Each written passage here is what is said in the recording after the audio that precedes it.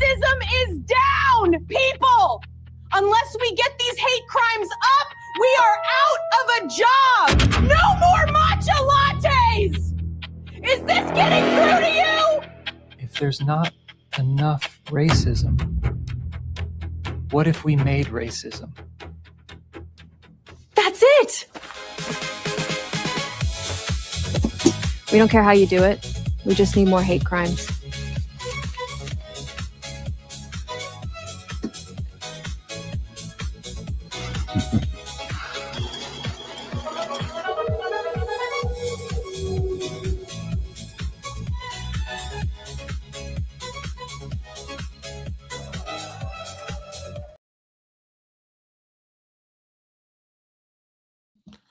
Good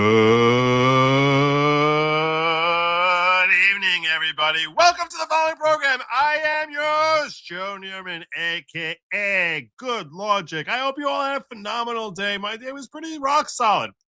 That's what I'm labeling today, a rock solid day. That's right, April 22, 2026. Thank God. Rock solid day.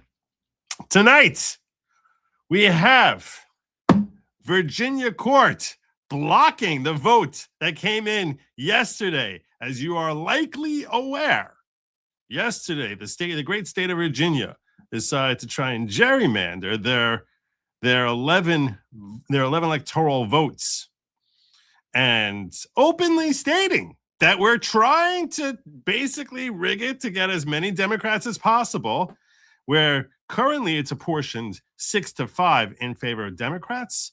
And under the map that they've recreated to redistrict in the middle of a decade, is designed to convert that 6-5 advantage to a 10-1 advantage. Now, mind you, the great state of Virginia has a moderately Democrat-leaning population, according to most polls. According to numbers and voting numbers, they tend to have the numbers are like 53-47. So what is actually has been a properly apportioned map is now purposefully being disproportionate. Well, they're under great skepticism about the legitimacy of the ballot counting, which we will discuss that too. Yesterday, Virginia managed, the governor of Virginia, Spanberger, managed to secure what purports to be a victory in a referendum to change the map in order to give the Democrats a 10-1 advantage. And today, a court is blocking its certification. We're going to take a look at that. Also, further developments with respect to the SPLC. If you watched yesterday's show, in that case, you know that the DOJ has dropped a criminal indictment on the Southern Poverty Law Center for purportedly spending $3 million, in excess of $3 million, in order to create hate for them to fight. There's not enough hate in the world. We're not getting enough donations. If we make more hate, we'll get more money. And that they're now being federally charged for deceiving their donors and making these expenditures in ways that were designed to help hide those expenditures. Well, today people are speculating about where else they may have been spending some of their money. And these are things that are likely to come out during the course of the DOJ's further investigation. And I'm going to tell you who folks are speculating, which conservative pundit or someone, I don't know if we call him conservative, someone who's deemed aligned with the right. A lot of people are zoning in that this is a guy who may have been started by being funded by the SPLC. And finally, we have Ilhan Omar. The walls are closing in. We hear this about Donald Trump all the time. We've heard about so many Democrats. We're hearing it all the more now about Ilhan Omar. Will she see her day in court? Will she not? I don't know. We've got a goal up tonight. The goal, it says, our regular goal, that if we get 15 super chats in quantities of $10 or more, or it could be Rumble Rants. It could be I don't know. You can come with beaver pelts if that's your thing. Crypto. Definitely. And units of $10 or more. We hit 15 of those. I'm going to give you a third hour with call-in. And it's not just me you're going to be talking to. No. My sage advice will be tempered by the slightly offbeat musings and thoughts from this guy over here, Sin. How are you, my friend? Sorry, I'm trying to hide all this money I got from the SPLC currently in my Nice. checking account. I Nice. gotta move some funds around. What's going on, buddy? Hi, chat. I thank God I'm doing quite well. And too. yourself? Man, I'm great. I couldn't be any better. If I was any better, I seriously would be Joe Neerman right now. So there you go. The chat was asking, and I was going to see if you would be willing to. Somebody said, when can they see a picture of Cody? And I frantically... When I can see a picture of who? My puppy, Cody. Oh, okay. And I frantically took one, and I was wondering if you would share my screen and so I could show the chat. What? Yeah, I can definitely. I think I can do that. We go. He was acting. Oh,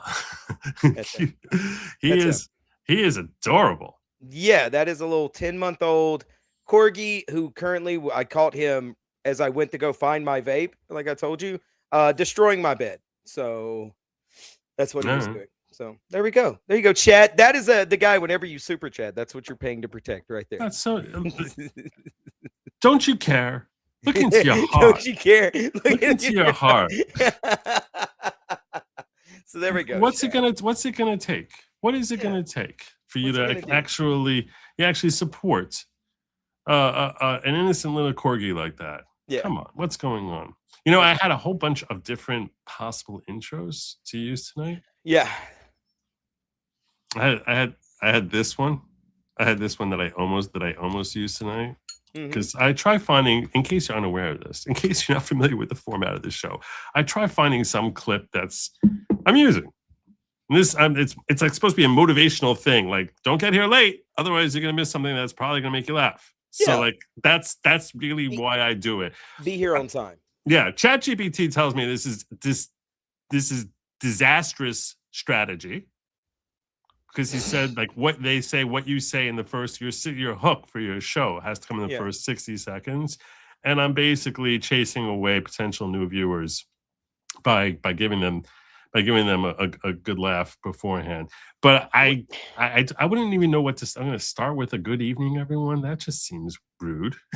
That seems weird. Yeah, that doesn't make any sense. That doesn't make any sense. Yeah. Hi, yeah, they just come on and go, hi guys. Like that creepy trans dude.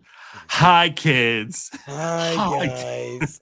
What are you doing? Now, I like to give we try to make funny intros on our show that involve the locales and stuff that we're doing and all that stuff. And it's I like it. I think it's very fun to have a funny intro. So I think you're doing a great job. Yeah, I'll tell you. I mean, I appreciate that. There is thought that goes into the whole structure that happens here. For example, when I have you on as a co-host, you're the only one who I want to have as a co-host. I go to this screen, this side-by-side screen. Really? Okay. I don't do this with Andrew Branca or any other person. And Branca was on the show last night because I feel as if it's two dudes like this, it just feels uncomfortable.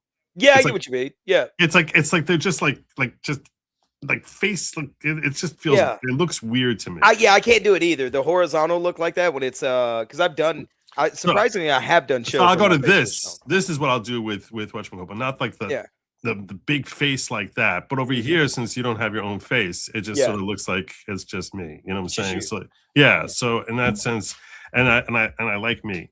So if I can make me bigger, if I can make me bigger, he's just have me as a disembodied voice in the background. You're like basically my voice in your head. It's true. It's true. Every time there's an automatic generation from StreamYard and from like our streams. Yeah. So you will be talking. Sometimes they'll automatically select what they think is a potentially viral moment, and there'll be things with you talking, and the entire time you just see me like this.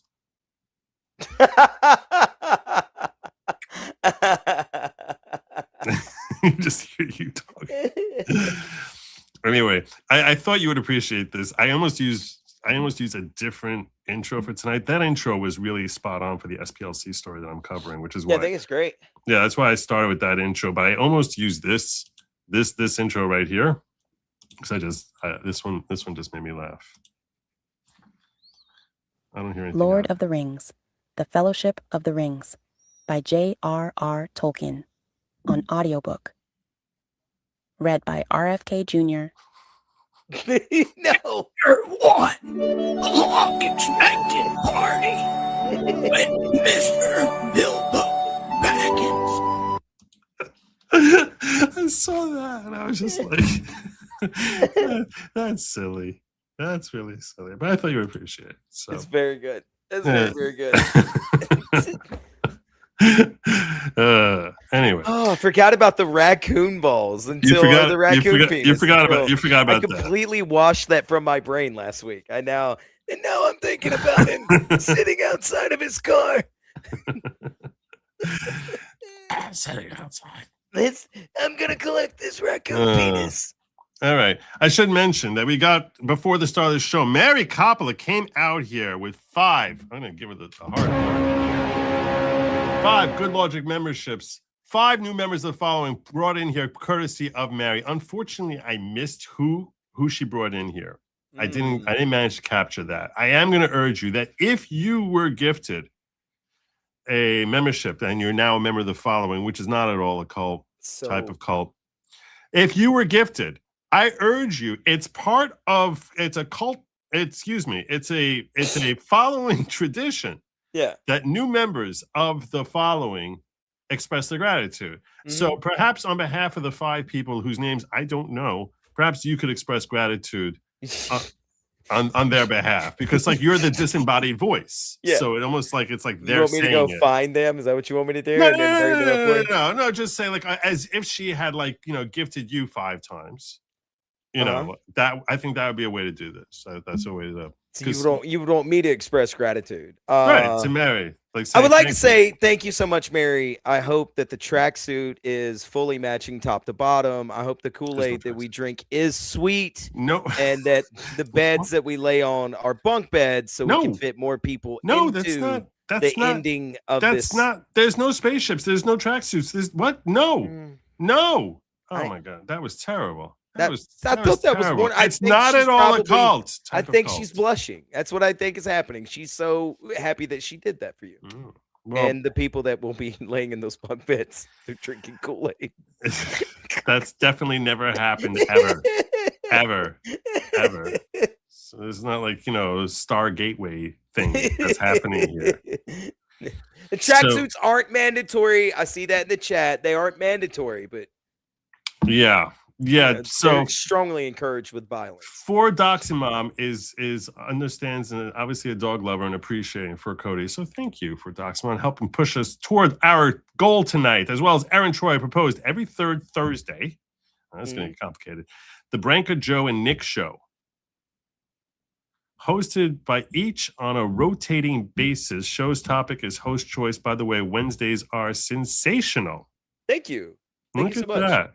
If you can put it together, I'll do it. It doesn't Thursdays I have Jim comes in here, so that wouldn't work out. And he got remonetized, by the way. You saw that? No, thank God.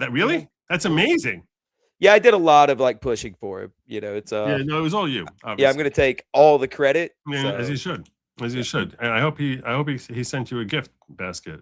To express gratitude. Not yet. I've been checking my mail every day. I would assume nothing less. All right. So pick a topic. You tell me which one you want to go with first. Virginia, SPLC, or Ilhan Omar? Oh, Elon. Let's do SPLC like last, or the next one. Let's do Elon. Let's figure out what she's doing. All right. You've heard of Ilhan Omar, the congresswoman from Minnesota? Famously, yes. So she became a millionaire. When she came to Congress, she was pretty much as destitute as any other Somalian, and probably figured she would make her splash in life by starting a new daycare center or some hospice center or something like that, and having the government pay her. But sure enough, she managed to land her seat in Congress and said, "Oh, that's an even better way to make money." So she went from being worth nothing to last year reporting that she was worth $30 million.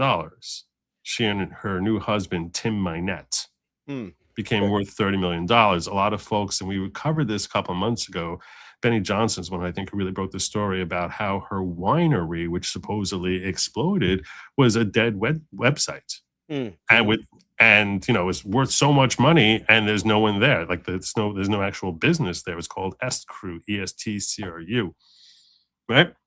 So this Estcrew LLC, which was, and a lot of people were speculating that Estcrew might be the organization that people who wanted, and I'm not saying this is what happened, just so people are clear, but the speculation was if someone wanted to take bribes, in that case, you can give money to their company that they invest in. Yeah. And that's a nice vehicle to funnel money to a congressman or a congresswoman from Somalia. That would, that would probably work. I think. Yeah. It would be a very simple thing to do if they had a viable business. Right. You could make purchases from that was exclusive, so you could choose your clientele.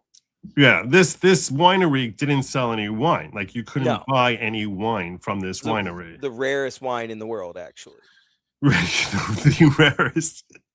Because if they had one bottle, that would be very, very rare. And yeah, so I guess, but they don't have any, which makes it even rarer. Even rarer still. It's basically like having a unicorn zoo with no unicorns. So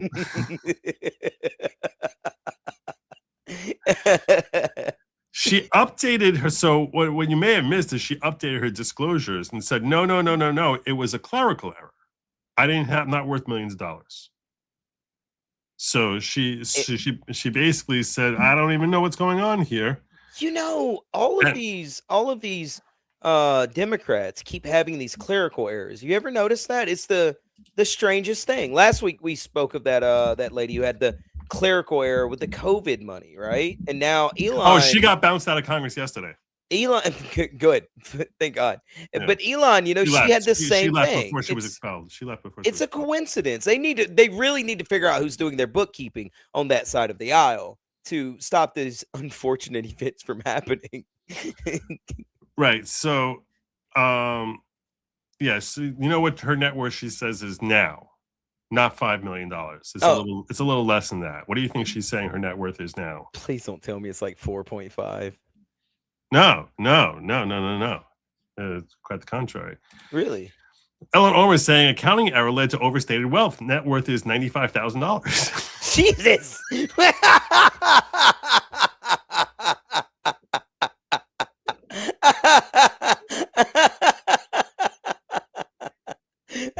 How does that make any sense? It doesn't. Oh, it doesn't make any sense. They wait. In Congress, they make what? Like, is it 140 or 250 a year? I think it's up to like 170 now. Is it like 170 now? I knew it was. So okay, that's not even your yearly salary, and you're gonna tell me you have nothing else. You have nothing. You have no equity in a home. You have no nothing. No stocks, no bonds, no savings. Forget about that. Forget about what she doesn't have. Yeah, I'm saying that's just insane. Let's focus on something a little bit. Tell me what the How do you come to an accounting error? In the amount that's off by by a factor of 500. It's like instead of being worth 100,000, right? So it's like 10 times that. Times 5 times that would be 5 million, 50. So she's off by a factor of 50. How does anyone possibly have an accounting error like that? Well, she says, as the busiest of people, it's very common for members and their spouses to rely on learned professionals like accountants to make calculations and determinations that appear on public filings. In May 2025, financial disclosure representative Ilhan Omar reported that she and her husband Tim Arnett had a combined net worth between $6 million and $30 million. Oh, excuse me. 6 million and 30 million. She's not worth 6 to 30 million. When the disclosure was reported in September, it raised eyebrows because it suggested the net worth had jumped by as much as 3,500% from the previous year. At the time, the Washington Free Beacon reported that the couple's wealth was derived almost entirely from the value of Arnett's ownership stake in his two companies that together worth no more than $51,000 at the end of 2023. So in a span of 1 year, they went from $50,000 to $30 million. Their wealth is derived almost entirely from the value of Arnett's ownership stake in his two companies. Needless to say, such a sudden, massive increase in wealth drew widespread attention to my next companies, which consist of a winery and a venture capital firm. And we're going to be taking a lot more look at both the winery and the venture capital firm during this segment here. The Wall Street Journal reported Friday that facing potential investigations pushed by President Trump and House Republicans, Omar filed an amended disclosure stating that their current net worth falls between $18,000 and $95,000. Omar explains the dramatically higher estimate on May 2025 disclosure was due to major accounting errors. One ex-user's reaction captures how difficult her explanation is taken seriously. The same exact thing happened to me. I reported an earned income between $6 and $30 million. Then I realized the clerical error that I had only earned between $18,000 and $95,000. Actually happened twice, and it might happen again too. Oh my gosh. Yeah. I don't know who the hell she thinks she's kidding, right? I mean, Everybody. Yeah, it's astonishing that the left is not humiliated by this. Jacqueline Rogers, spokeswoman for Omar, added, the amended disclosure confirms what we said all along. The Congresswoman is not a millionaire. The Congresswoman amended her disclosures voluntarily as soon as the discrepancy was identified. What about taxes? Like, I don't understand any of this. The report noted the new filings are a response to the March letter Omar received from the Office of Congressional Conduct, an independent, nonpartisan entity charged with receiving and reviewing allegations of misconduct concerning House members and staff. Omar's attorney responded to the OCC letter by claiming that any errors were unintentional. And that's the whole busy people. It's common for members to rely on accountants, and somehow she relied on the most incompetent accountants ever. Makes sense. Like that's how what does I anyone normally have a do. license? Is that what you do? Yeah, that's what I do. Somehow I just find $5 million all the time. It's the strangest thing. Well, you want to know what happened to her business since then? Oh, yeah, of course. Yeah. Apparently, this is now because we got developments going on here. Ilhan Omar's Sham Winery LLC was dissolved 9 days after her updated disclosures. Yeah. So this is a formal dissolution of Crew LLC. Are you able to see this? You can't really see it. Yeah, I can. Well, I can't make it out, but yeah, I mean, I can make it a little bigger for you all, so that you don't have to rely on me to like to. Yeah, I mean, we don't trust you, so we need you to. You shouldn't. So this in the state of California, the limited liability escrow termination details was dissolution made by a vote of all the members of California, limited LLC, yes.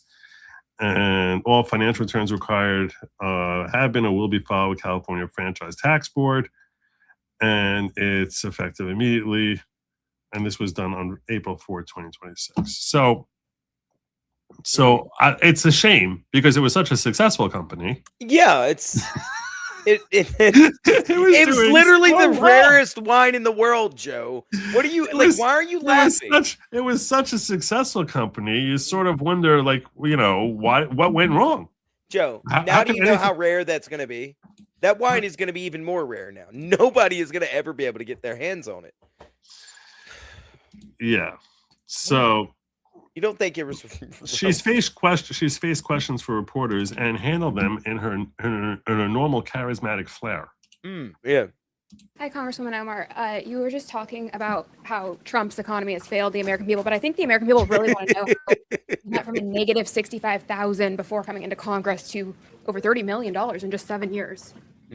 My disclosure is public now. Yeah, it is. And so a lot of people now are looking into that and finding Crew Winery, a winery that doesn't actually seem to exist. Is that a real winery, or? Do you all actually look at and read things, or do you just ask silly questions? Well, it's listed in the financial disclosure. So can you explain it? Because we have a lot of questions about it and things just aren't adding up. There's no real phone number. There's no real location. Why did you want to buy some wine? Yes.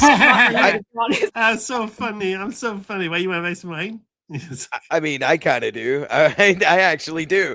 I want to find a bottle of it now. It's recently stated that the American people should be afraid of the white man. They should be fearful of the white man.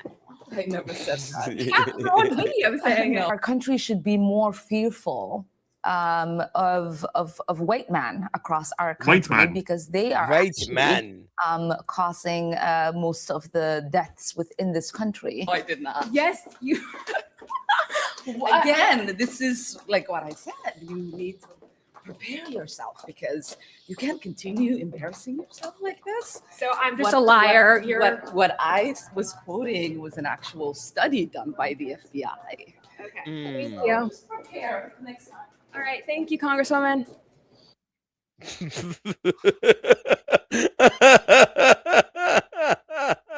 What I was quoting was a study done by the FBI.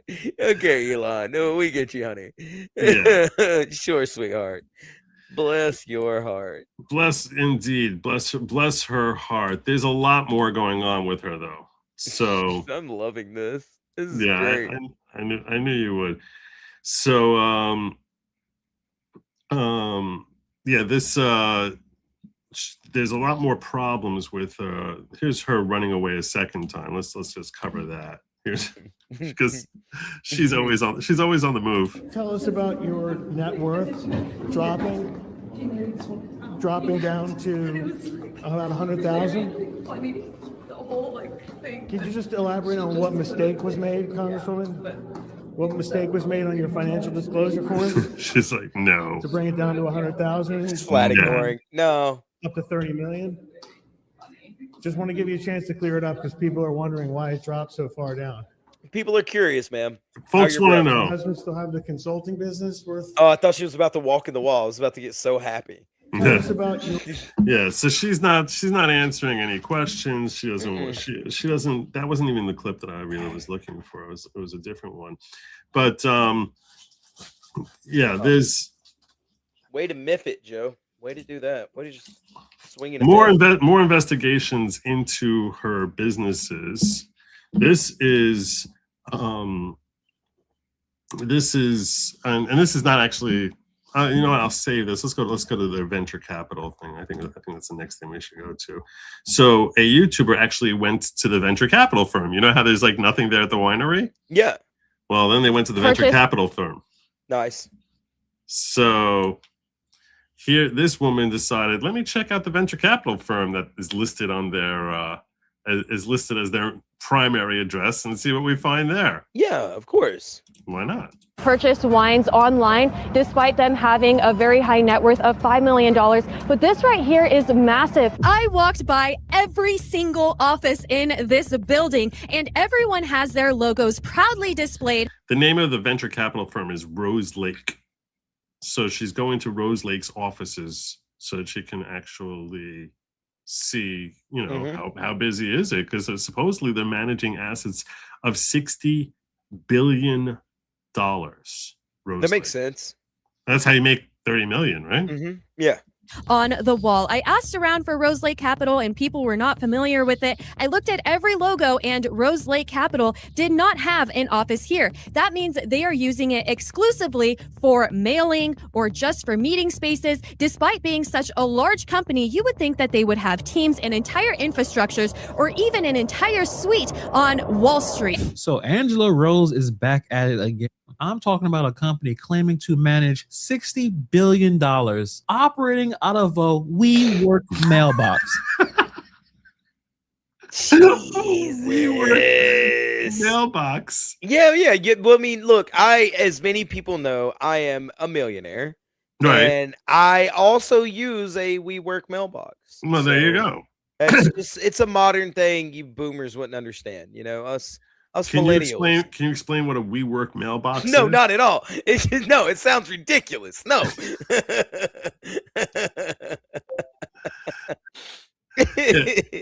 Grok, you're on the air. Can you tell my audience what a WeWork mailbox is? And make it snappy. A WeWork mailbox is basically their virtual office service. You get a professional business address at a real WeWork location, so your mail and packages go there instead of your home. WeWork is receiving it, notifies you, and you can add forwarding for a fee. It's perfect for freelancers or small businesses wanting a legit address without renting full space. Costs around $129 a month, plus extras. It's not even a PO box. It's not even like it's not even a PO box where you can be like, you know what? Where like, look, I am a politician. My husband, could be attacked, and so we have a PO box where we receive all of our mail for the business. It's not even a PO box. It's just something you can go scam. 60 billion in assets leading to their multi-million Don't even dollar. have it. It's literally for small businesses to save money. paying $130 a month on a WeWork mailbox. That is way more expensive than a PO box is, especially where I'm at. Jesus Well, Christ.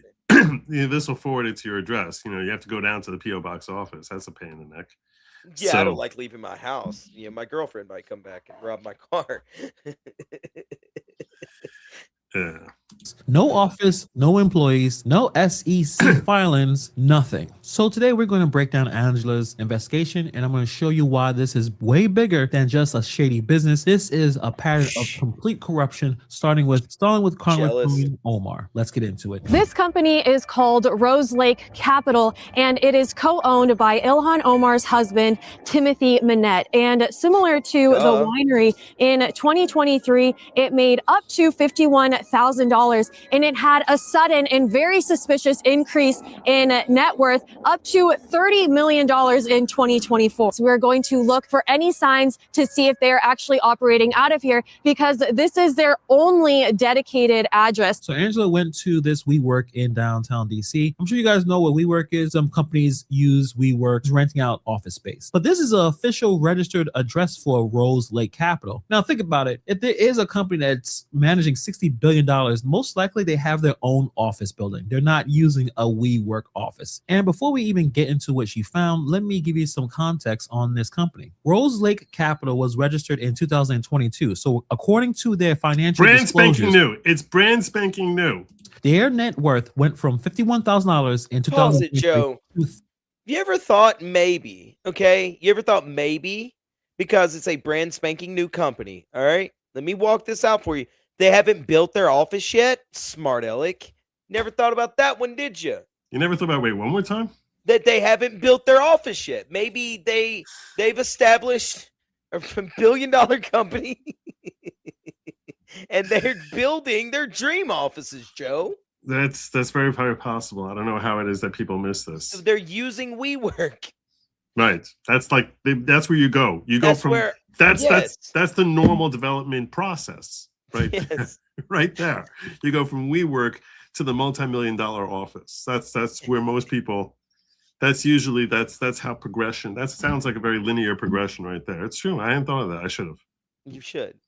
$30 million in 2024. That's a 140 times increase in a single year. Now, here's where things get illegal. If you are managing over $100 million in assets, federal law requires you to register with the SEC. That is the Investment Advisors Act of 1940. Rose Lake claims they manage $60 billion and they have zero SEC filings, none. They're operating completely outside the regulatory system. Angela checked their website before going. No client testimonials, no case studies, no team bios, just a broken contact form and a dead LinkedIn profile. Yeah, but they also, you saw that profile was in Spanish. So that's true. It was. And you know how much you have to spend to like upgrade to having it in Spanish? It's crazy. It's crazy. It's an amazing amount of money. You people just don't understand. All right. You think that they're stupid. All right. You think that they are stupid. All right. But they're doing it how you do it modern day. It's what it is. You guys don't own businesses. Not even a P.O. box. You're spending $120 a month on a WeWork mailbox. It's ridiculous. Yeah. And stuff hurts my brain. It just hurts my brain. How do you couldn't rent a storefront? You're managing $60 billion and you couldn't have found some small town anywhere in the country to get a storefront for like, I don't know, $1,500 to $2,500 a month? Hold up. In fairness to Ilhan Omar, she is fully accustomed to working with very, very highly successful businesses that do not have much of an office. Huh. Here's a report on her help in working together with a hospice center. No, it was a daycare in Minnesota that has similar issues, and where she got them $1 million. The hospice is located in a WeWorks office. Tomorrow. You've only worked here for a couple of days? Just listen, yes. Oh, you just got the job? Yeah. Oh, okay. Just help her. Check me, please. Come back. Can I ask you just one question real quick though? Because has there ever been a substance abuse clinic Well, that's that what it was. operates? A substance abuse clinic that she got $1 million for. It's out of here? Clinic? Yeah, like No. no clinic. No. Oh. This place? Yeah. Ever. Never. No. Because have you ever heard of Ilhan Omar? Ilhan, she's our senator. How we don't know. Yeah, of course. So Senator, thank you. Hello, this is Ilhan Omar, Senator. Yeah. Sorry, I just can't. Every time I hear an accent like that, it's a trigger for me. Thank you. Good Lawgic. I think it's a French accent, right? It's a weird. So it's an Afrikaan. Like it's a no. It really. It's. Are you sure? I'm almost positive Are that's you what I've been sure? told. It's like an Afrikaan accent know. because the French had like some space over there in that country or that continent one time. Oh, in French Guyana. There you go. Nailed it. French Ghana? Got Guinea? French Guineas? I get whatever. Wait, is that a slur? Well, Guinea is a slur coming from the guy that is being paid lots of money by the SPLC. Let me explain to you. They give me $40 for saying Guinea. You don't want to know what they give me to pay the N-word. I made so much money being on your channel, dropping a hard R a couple weeks ago. All right, I was eating Olive Garden like crazy. That explains everything. Like everyone's got to make their nut one way or another. All right. So let's just finish this clip up here. Yeah. So Ilhan Omar was. What's that? No, don't video. Oh, okay. I won't video you. Don't video me. I just wanted you to know that Ilhan Omar was trying to send $1 million to this address. Yeah. I don't have any. Yeah. That's it. Yeah. I don't have anything. Okay. But Okay. But do the owners work with Ilhan Omar? I don't know. He doesn't know. Okay. It doesn't sound like any clinic has ever operated out of there. Crossroad Health Services say that they were inside of Suite 6. They say they're excited to know they were awarded $4 million. It's a good time to mention that they say it looks like this is the same place, like it's in the same location, right? I mean, the background here with the orange walls. Yeah, it does, doesn't it? Yeah, like it. the visit from Senator Amy and Mayor Jacob Frey was more than a visit, it was an investment. Also, one time their address pulls up being out of Unit 100. How many nonprofits organizations have they operated that they had to put number 100? Yet sometimes the CCRC also shows up out of number 6, just like the health services. Yet on other searches, for some reason, they show up operating out of Suite A, which is strange because what happened to units 1 through 6 and how do you go from the alphabet to numbers all of a sudden? These people are using the 26 letters of the alphabet and numbers up to 100 to keep getting government funding. Also, my intuition is that Sagel Restaurant is just a letter change away from Sahal and the many other Sahal businesses. Have a nice day. Thank you. So there you go. Anyway, that report really wasn't the key thing I wanted to get to. What I really wanted to get to was Congress, because this is House Whip Leader Tom Emmer talking about how Congress needs to go after Ilhan Omar. I can't believe we still call them whip leaders in this day and age. Lucky. What? I'm just saying, if there's nothing, I'm just my heritage and both. No, I'm just, we'll leave it there. Let's get to the video. Click play. Just, about a certain congresswoman's not so stellar record of honesty and competence. Last year, Ilhan Omar's financial disclosure revealed skyrocketing wealth. It showed a whopping net worth of up to $30 million, a 3,500% increase in wealth compared to just 2 years prior. Now she's trying to convince the world that she's actually only worth $95,000.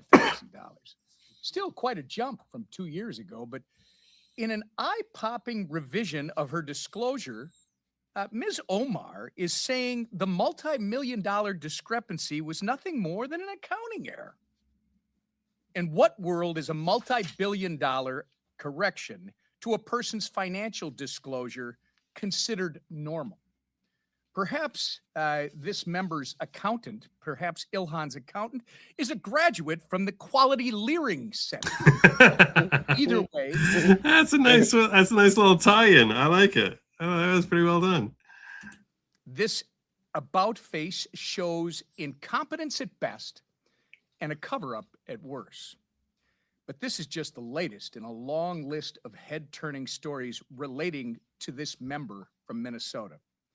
Ilhan cannot escape accountability much longer. Investigations are ongoing in House committees. The Trump administration has waged war on fraud. And her ties to convicted feeding our future fraudsters are well documented. And her defense of these criminals who stole billions from hardworking taxpayers makes it very clear where her allegiance stands. Make no mistake, if Ilhan Omar is discovered to have been involved in any or to have benefited in any way from any fraud, she must be held accountable to the fullest extent. And by the way, that includes marriage fraud. I yield to our Ooh, Wow. You know what the marriage fraud claims are? Yeah, her brother, right? She got her brother a green card by marrying him or something. Something like that. Yeah. Yeah. Yeah, I think that she should be jailed, denaturalized, deported. I think we're bullying her and we should make incest legal. No. No. Leviticus 18. I mean, you keep telling me to read Leviticus. All right, I'll read Leviticus starting this week.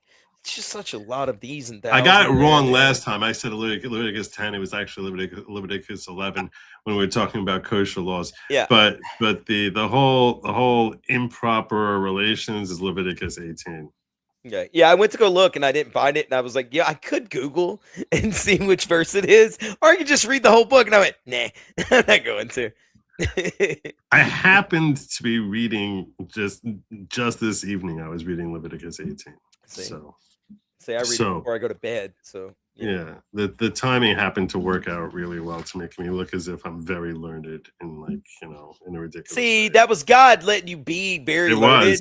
You decided to just blow it right there. Look at you. No, I'll be very straightforward about it. You took that gift that he gave you and you just blew it. You threw it away. Yeah. So anyway. No, I didn't have to. Well, I guess technically I did. You do read it twice.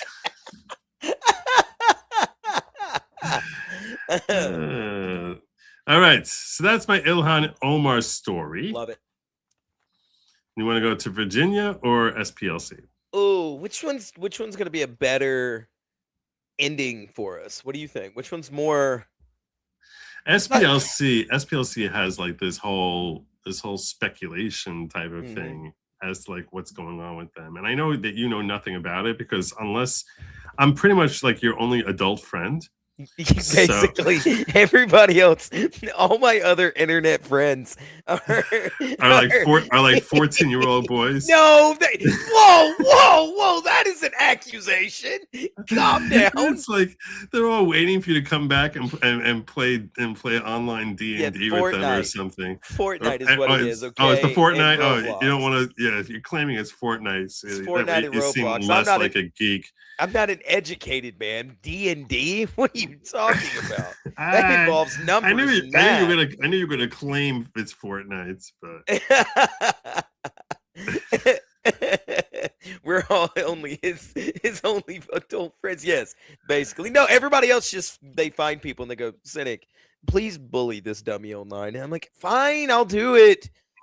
She better super chat me because that hurts my brain dealing with these people. Let's hold the SPLC for the last. So yesterday was the Virginia vote.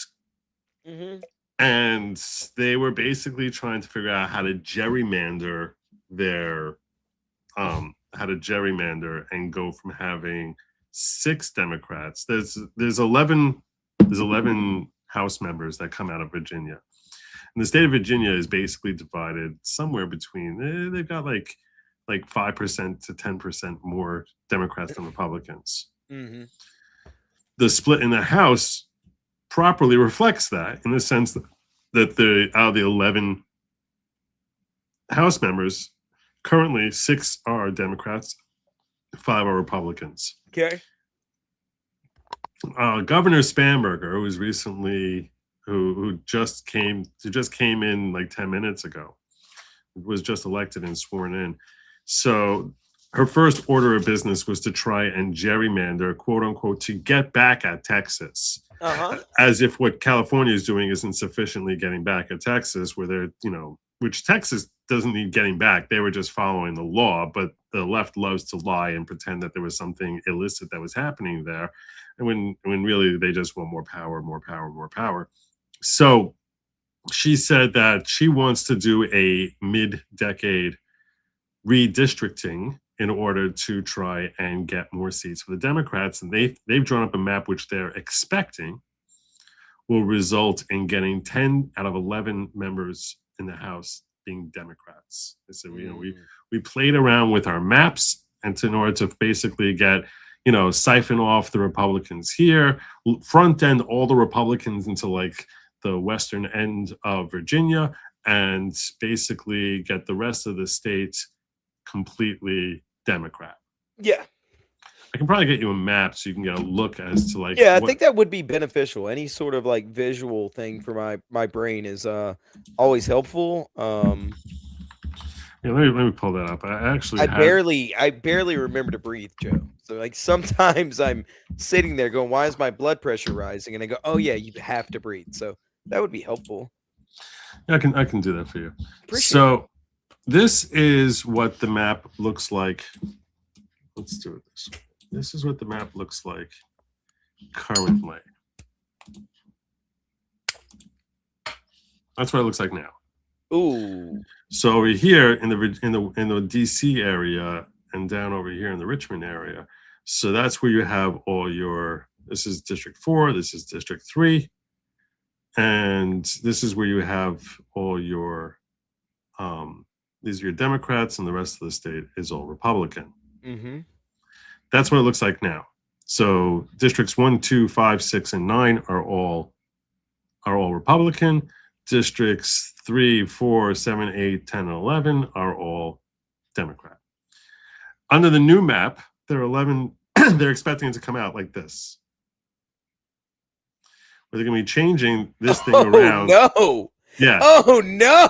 What are we basically trying to like make this little V shape over here, so all the Republicans only Republican get shoved. section? No. Yes.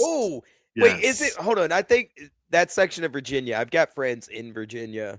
I'd have to ask them. I think that's the like very sparsely populated down there. Also, so. And they're purposefully trying to move all the Republicans who are on this end of the states and to like basically push them into just one district over here and swallow up and try and get whatever minority voters or whomever they or liberals up over here to basically try and screw up the state to make it 10-1 Democrats. They're very, very excited about this, and they're very open. This is not something that they're just like, no, we think we need to change. Like, no, we need to get more Democrat seats. Which is an interesting thing, because traditionally when folks would be gerrymandering, they would not be so blatant as to actually admit this is why we're doing it. Everyone knew it, but to actually say out loud requires a certain ostentatious type of audacity. You could just say a set of balls. Like, it takes a set of balls to blatantly do that. Just like, you know what? Nah, we're just gonna. We need more Democrats, and that's why we're doing this. Yes. Right. Okay. So that's That's the new map, and that so they had a referendum saying should we redistrict? Yes. That's basically that's what they did, and that was yesterday, and by a 1.5% margin, the referendum passed that they should redistrict. At least according to vote. No, they're saying that that's not good. That's saying basically they're going to get the 10-1 that we're allowed to redistrict. They're going to go there. Okay, yeah, okay. Right. So, and folks were speculating that election looked very funky. Surprise, surprise. Here's Representative Andy Ogles talking about this situation over here with respect to the election. If you look across the board, early voting, day of voting, it was a fairly even split. AI. Then suddenly the mail-in ballots are like 75-25. Like you can predict this. You can see this coming. There's a whole separate conversation about, we should have anticipated it. We should have had a better turnout model on our side.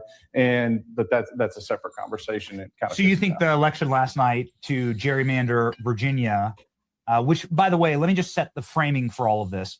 So it came down 51-49. That's how they won. That's how they always win. That's always the percentage. That's the percentage of Joe Biden in every single algorithmically won swing state. It's always that exact same. It's never 52-48, 53-47. It's always 51-49. Yep.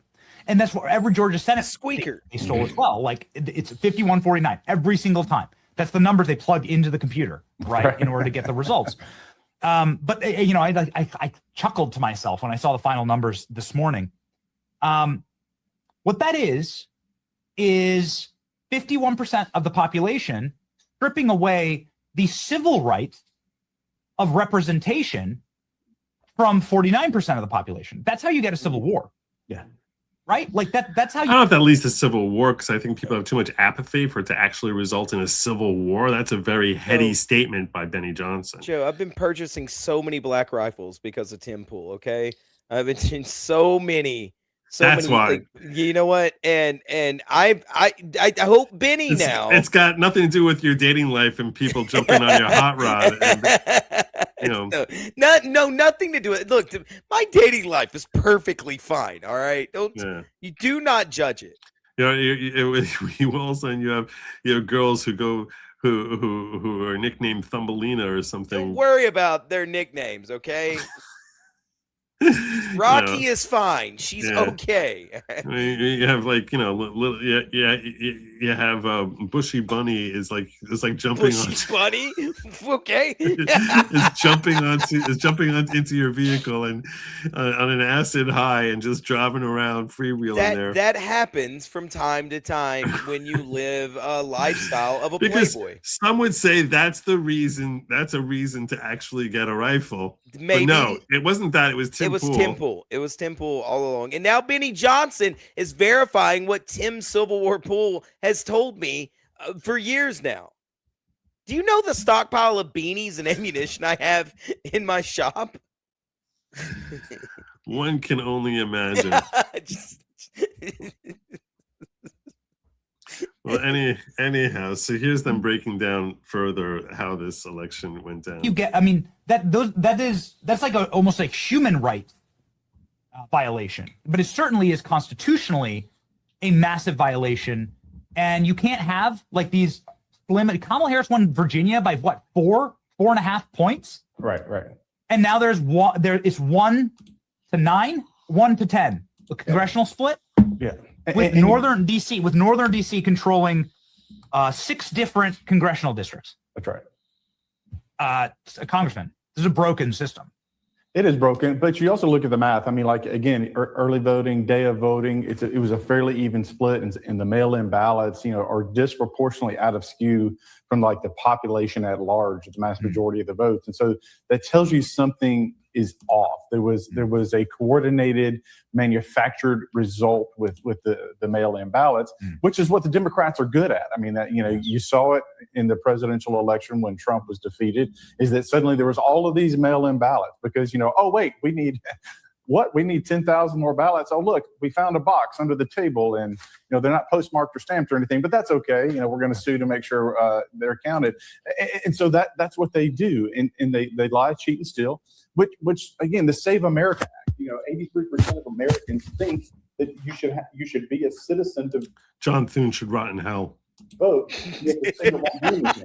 So we're literally handing the next election to the Democrats if the Senate doesn't get that passed. I don't know what the crap. No, he is. He should. He should. No, I agree, but it's just the way you dropped it just in the middle of it. Like, yeah, I agree with you. Okay. Just want to make sure.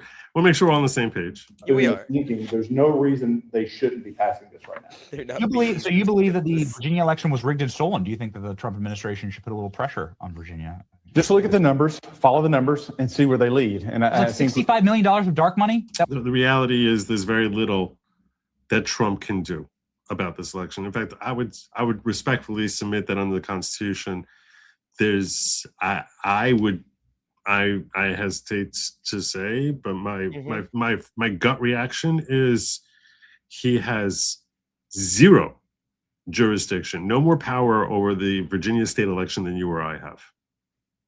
Because it's a state election, the Constitution expressly states that states will handle their own elections, and it's no different. It's no different than if some private company was having an election for who's going to be on their board. The president of the United States has no say there. So too, the Constitution expressly says that is the state jurisdiction. So everyone can whine and complain about Trump. He literally has no power here. He has zero power here. There's nothing he can do Yeah. at all. Yeah, sadly. Went in. Just crazy. All of it was outside of Virginia. I do want to let you all know that there's good news at the end of this story. Don't think that this story is over. It's not. It's not. There's good news at the end of this story. I'm getting to use my beanies. The Civil War has started. At the end of this, it just hasn't made it to Alabama yet. Yes. No. There's good news coming. Yeah. Sure. I mean, but again, that's what they do. But this was a predictable outcome. And where are the Republicans? Why wasn't this not a priority? Look at the money that's being spent against Massey. Look at the money that's being spent in the Texas AG race. When we had this right in front of us that literally can determine the future, the course of our nation, and somehow or another we didn't deliver a victory. I have a problem with that. And I think there should be some really tough conversations had about that. Who was responsible? How it could have been, the outcome could have been different, and whether or not people should be fired. Yes. Well, I mean, we have the map up right here. Look at the. I mean, look at this. 49-51. Just like you plunk it right into a machine. This is the number. It's always the number. You the number in the just Brazilian don't understand maps. It's not even 49. It's really 50-50. It's 50-50, but off by 0.5% each way. It's just ridiculous. That's right.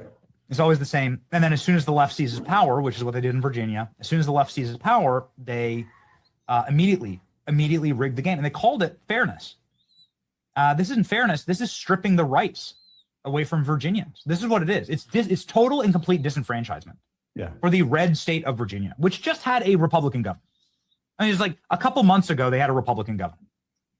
And now in the time span of a few weeks, Democrats have stripped all power from Republicans. Mm-hmm. And disenfranchise them and frankly taken away their civil rights. It'll be interesting. Ultimately, there'll be a lawsuit. It'll go to the Virginia Supreme Court. I would expect that they'll uphold the referendum, but we'll see. But it should never have gotten this far. Republicans should have had a better turnout model. We should have won that. And quite frankly, you should have a representative government in Virginia, which now you won't because of the referendum. And before we go any further in this story, I should point out that Karen Manning jumped in on me here. And I'll get to you in a moment. Really? Yeah, and she said, last night I felt like they took my rights away. I couldn't believe they won. So mad. I live with so many dumb people. And you missed my super chat last night. And she is correct. Although in my own defense, I think it came in like as I was closing down and I didn't Don't let him do that excuse. Don't let him make him, you know what, charge back everything. It was the very charge it all back. Punish him. Let him know how to act. You control this show, not him. Okay. Well, maybe she'll get to call in later. She sometimes calls in, and I did put up here in case you missed it that if we get 15 super chats tonight, in that case of $10 or more, we are going to have a third hour here with a call in. With a call in. And folks like Karen may call in. Karen's actually from Germany, and I have a lot of fun with that every time she calls in. She's a great and loyal supporter of the show. So I do want to read it now since I didn't read it yesterday and it was on topic with what we're discussing. where she said, I just want to let you know, this is what she wrote last night. I just want to let you know, democracy died today in Virginia redistricting. It's gone, happened. One representative, 9 demos, very sad day for Virginia. And I really didn't want to talk about this story very much. I mentioned it in passing just because I was like, well, we don't know what's going to happen. And even when you redistrict, it doesn't mean that they're actually going to get 10 Democrats, but you think that they're probably going to get a couple of extra, which is frustrating. So, and it's wrong.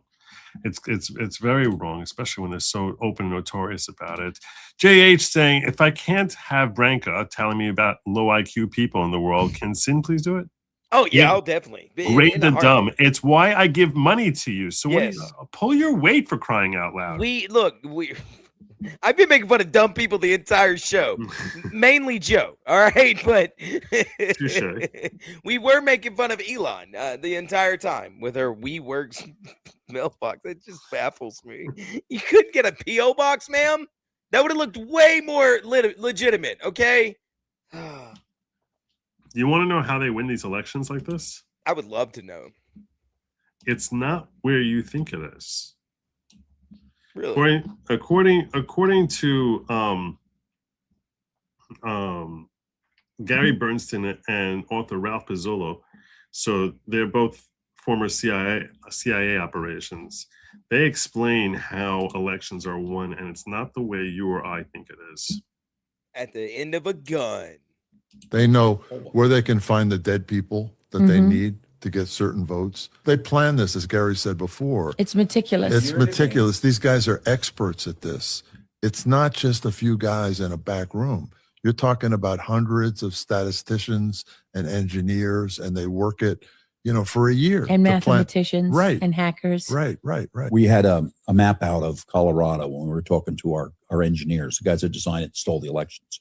And we looked at it and we said, look, it's Denver here and Colorado Springs, all the Democrats, they said, and they looked at us in pity, Yeah. like, you poor sap, you poor sucker, you poor fool. I said, no, we just go to every one place where Trump wins 70-30 and he's winning 68, or we shave in every other place. We don't go near a Democratic place because when they want to do recounts, they're going to go to the Democratic places. They don't realize we shaved in every other committee.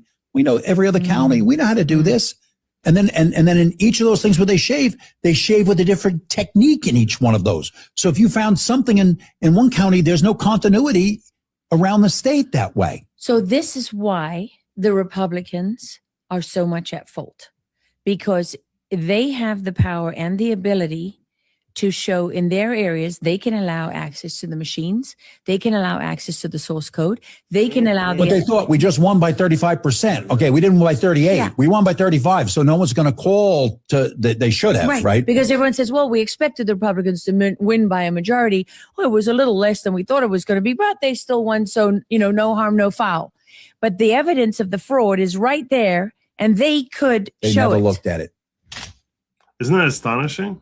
It makes a lot of sense, actually, that what they tamper with is the Republican areas. Yeah. And figure, let's dial back the number of votes there, and that way we don't have to bulk up the Democrat winning areas. And I think that makes a lot of sense. I was like, I don't know why I never thought of this, but as far as the ability to control and oversee it, I guess the county representative would be able to. The county elections representatives would be able to oversee and look at the numbers and see whether or not they've been snuffed out or dampened. Their numbers have been dampened improperly. And in that sense, call attention to whatever fraudulent activity may have been happening in their particular county. Yeah. But what you need is a united effort on this, because no one county alone is going to be enough, because it's happening across the state. It's happening in county after county after county, which means that you need this person who's the head of that county. You need like dozens of people in each state to each say, I'm going to go through the hard work of going through my county to make sure, and that your county alone is not going to be enough to overturn it. And so that this is a useless effort. It's a waste of my time unless there's 3 dozen other people who are going to do the same thing, and that facilitates apathy, because people are like, why should I bother doing this? No one else is going to look at it, and it's not going to actually result in anything. So even if I end up getting him an extra 2,000 votes in my county, that's not going to change anything because he lost by 37,000 votes. And we don't realize is it's 2,000 in your county, 7,000 in that county, and one county after another until collectively it's 100,000 votes, and you really would have won. But you don't really feel it's worthwhile to put the effort in because you know that your county alone is not going to do anything. I don't even think it's that. Maybe it very well could be, right? It could be like defeated, right? The whoever it is, it's the county representative. But all you have to do is pay off whoever is the largest county. You pay off whoever is over the election in that largest county to not do what everybody is, what the good people are wanting done. You pay that one county representative off, and that's going to eclipse 3 or 4 counties. Yeah, in numbers. All you got to do is that you do that once in a massive county, and you do it 1 or 2 other times in a couple small counties, and it's done. It's over with. And they just won't look into the books. They won't look into the voting rolls or anything like that because, well, I don't have to. I don't need to. I think everything's sound and on the up and up. You think that they're paid off? Yes, 100%, Joe. And they probably, if there is a payoff, it probably doesn't even have to be that much money. Nope. Like, what would a county person want? A couple grand? Just to Anywhere, not do anything? Yeah. Here's a couple grand to do nothing. Something, all it has to do is make their life just a little simpler. Yeah. That's it. I remember hearing, like, you know what it costs to pay off a senator for like a vote? No, they say it's like 10 grand. Jesus. It's nothing. It's nothing. That's what they say. Maybe in the grand scheme of things. Maybe 20. Like you sort of ask yourself, and I'm certainly not advocating for any illegal behavior here, but you're like, why can't we get the Save America Act passed?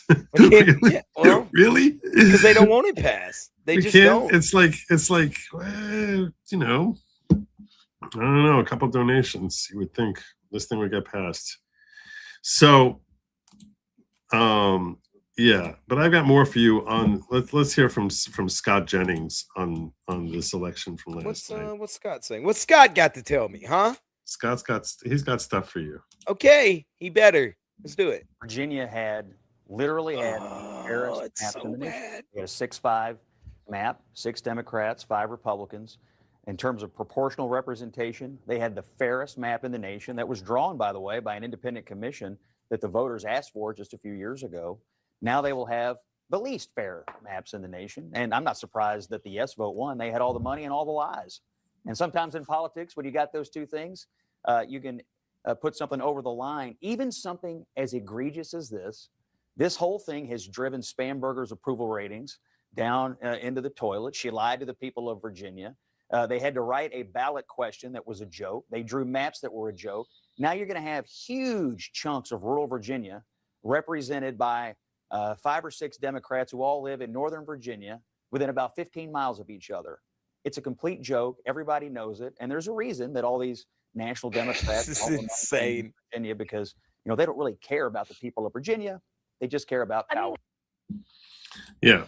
That map is wild to look at. It really is, right? That map is disgusting. You ought to be ashamed of yourselves. Whoever drew that map, even the outlier red on the far right side of Virginia over there, right? On the eastern side of the map, the little light red where it could, maybe go blue, maybe go red. Who knows? They're just like, nah, it's blue now. It's just light blue. No, that is so egregious. Every time I see it, it baffles me how somebody can look at that and go, you know what? That's fair. What are you doing? What are we doing? We think nobody takes this seriously anymore, right? Well, so it is disgusting. And this is exactly everything wrong with democracy right here. Because democracy is 2 wolves and a sheep deciding what to eat for dinner. And this is your classic democracy. This is democracy with the majority devouring the minority, saying you're not going to have representation anymore. That's what this is. This is literally devouring the minority of Republicans, assuming that this is a fair vote, assuming that this vote was not stolen, which it might have been, it may not have been. I don't know. I know as much as I'm sharing with you everything that I know here, so I don't know whether it was stolen, whether it wasn't stolen. But this is everything wrong with democracy is on display right here in this story. Because the problem with democracy, the reason we have a constitutional republic, is because we want to have the minority having their say, having their representation. In theory, if this were to happen across the country, where you had the ability to, where one party has the ability to do this across the country, you can get 3/4 of the vote, 4/5 of the vote, and be able to pass whatever amendments you want, even if just 52% of the country is from that party. Have you looked at a map of Virginia based off population? Have we looked at a map of Virginia based off population? I'm not sure what you mean. I know there's I think there's 3 million people or something. No, based off 2.5 million votes says more than 3 million people. But yeah, but what was that? Well, you could Google like a map of Virginia based off population, so you could see the red side on the map, or the conservative Republican side of the map is woefully underrepresented now. Woefully. When you look at the population density on the east side of Virginia, it is insane. Like, there's a few very rural counties. Like, I'm looking at it on my phone. I just pulled one up real quickly to look at it. There's a few rural counties, like 1, 2, 3, 4, 5, 6, maybe. And the rest of them are just densely populated. Maroon, blood red compared to the lighter orange colors on the east side of the map, which is dark red, of course, is more populated and densely populated than this light yellow color. It's insane. That's crazy to look at. Yeah. Well, and now, so people like Scott Jennings, who are complaining about the job the Republicans did here, are saying that the Republican Party was complete fail in Virginia. Here is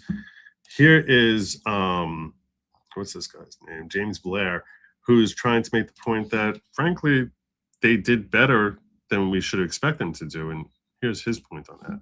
What is your diagnosis for why you and Republicans failed to push back the Democrats' redistricting plan?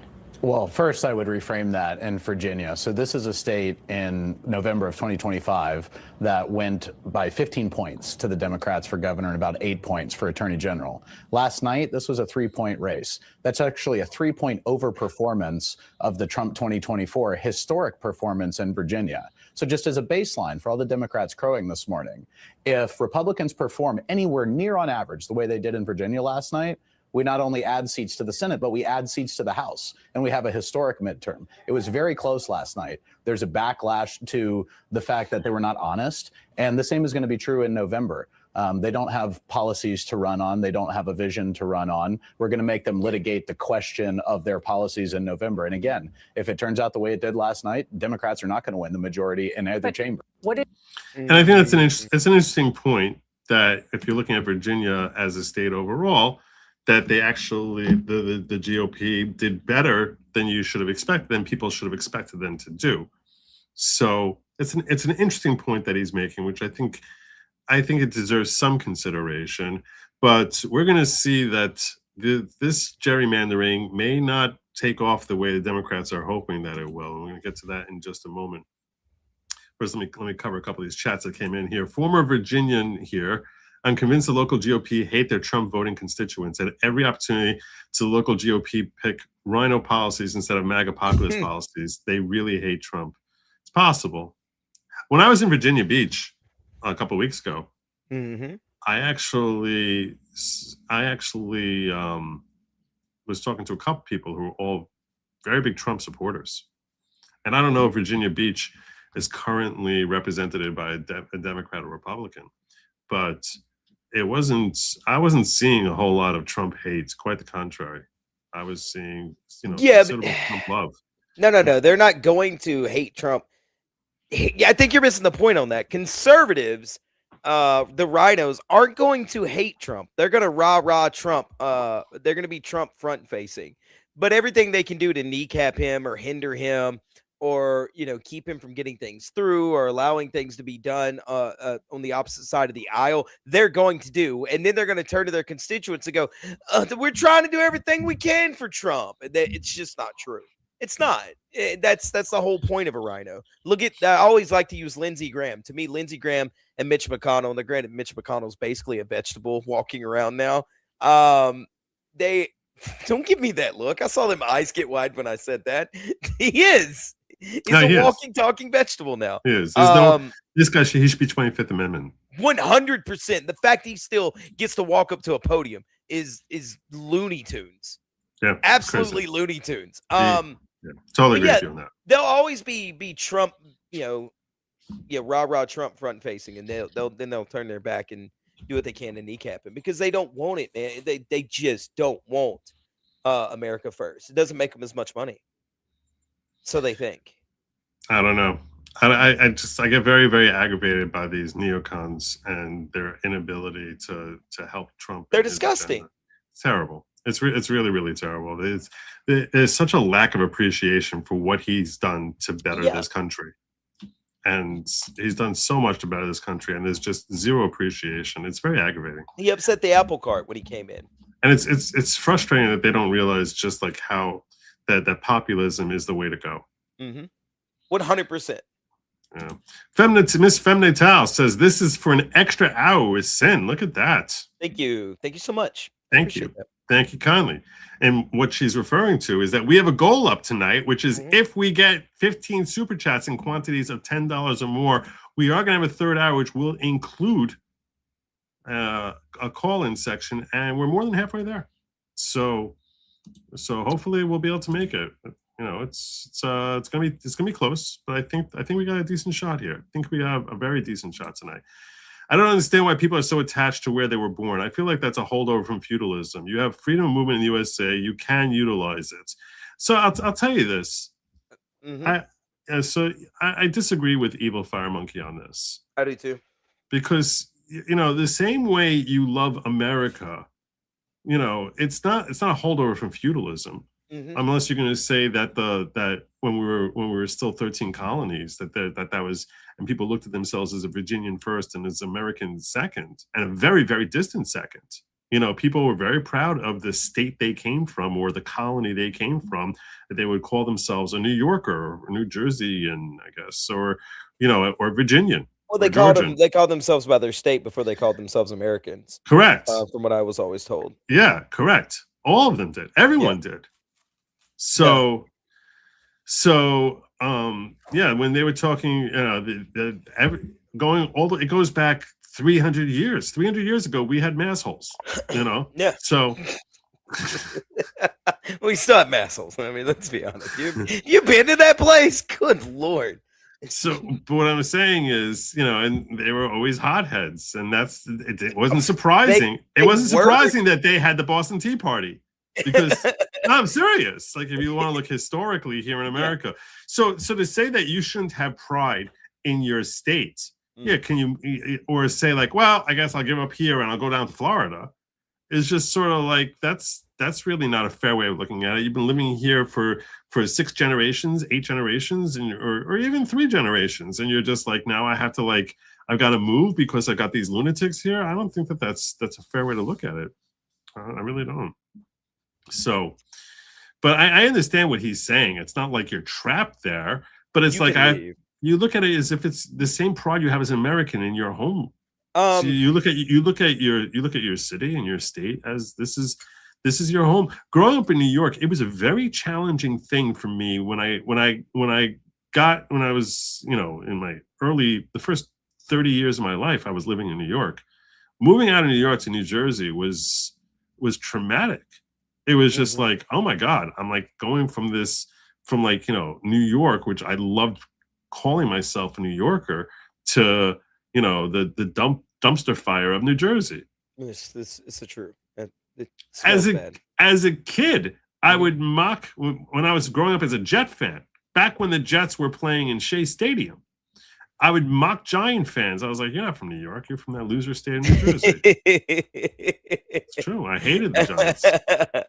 I disagree too with Evil Fire Monkey. I've I've been all over the country.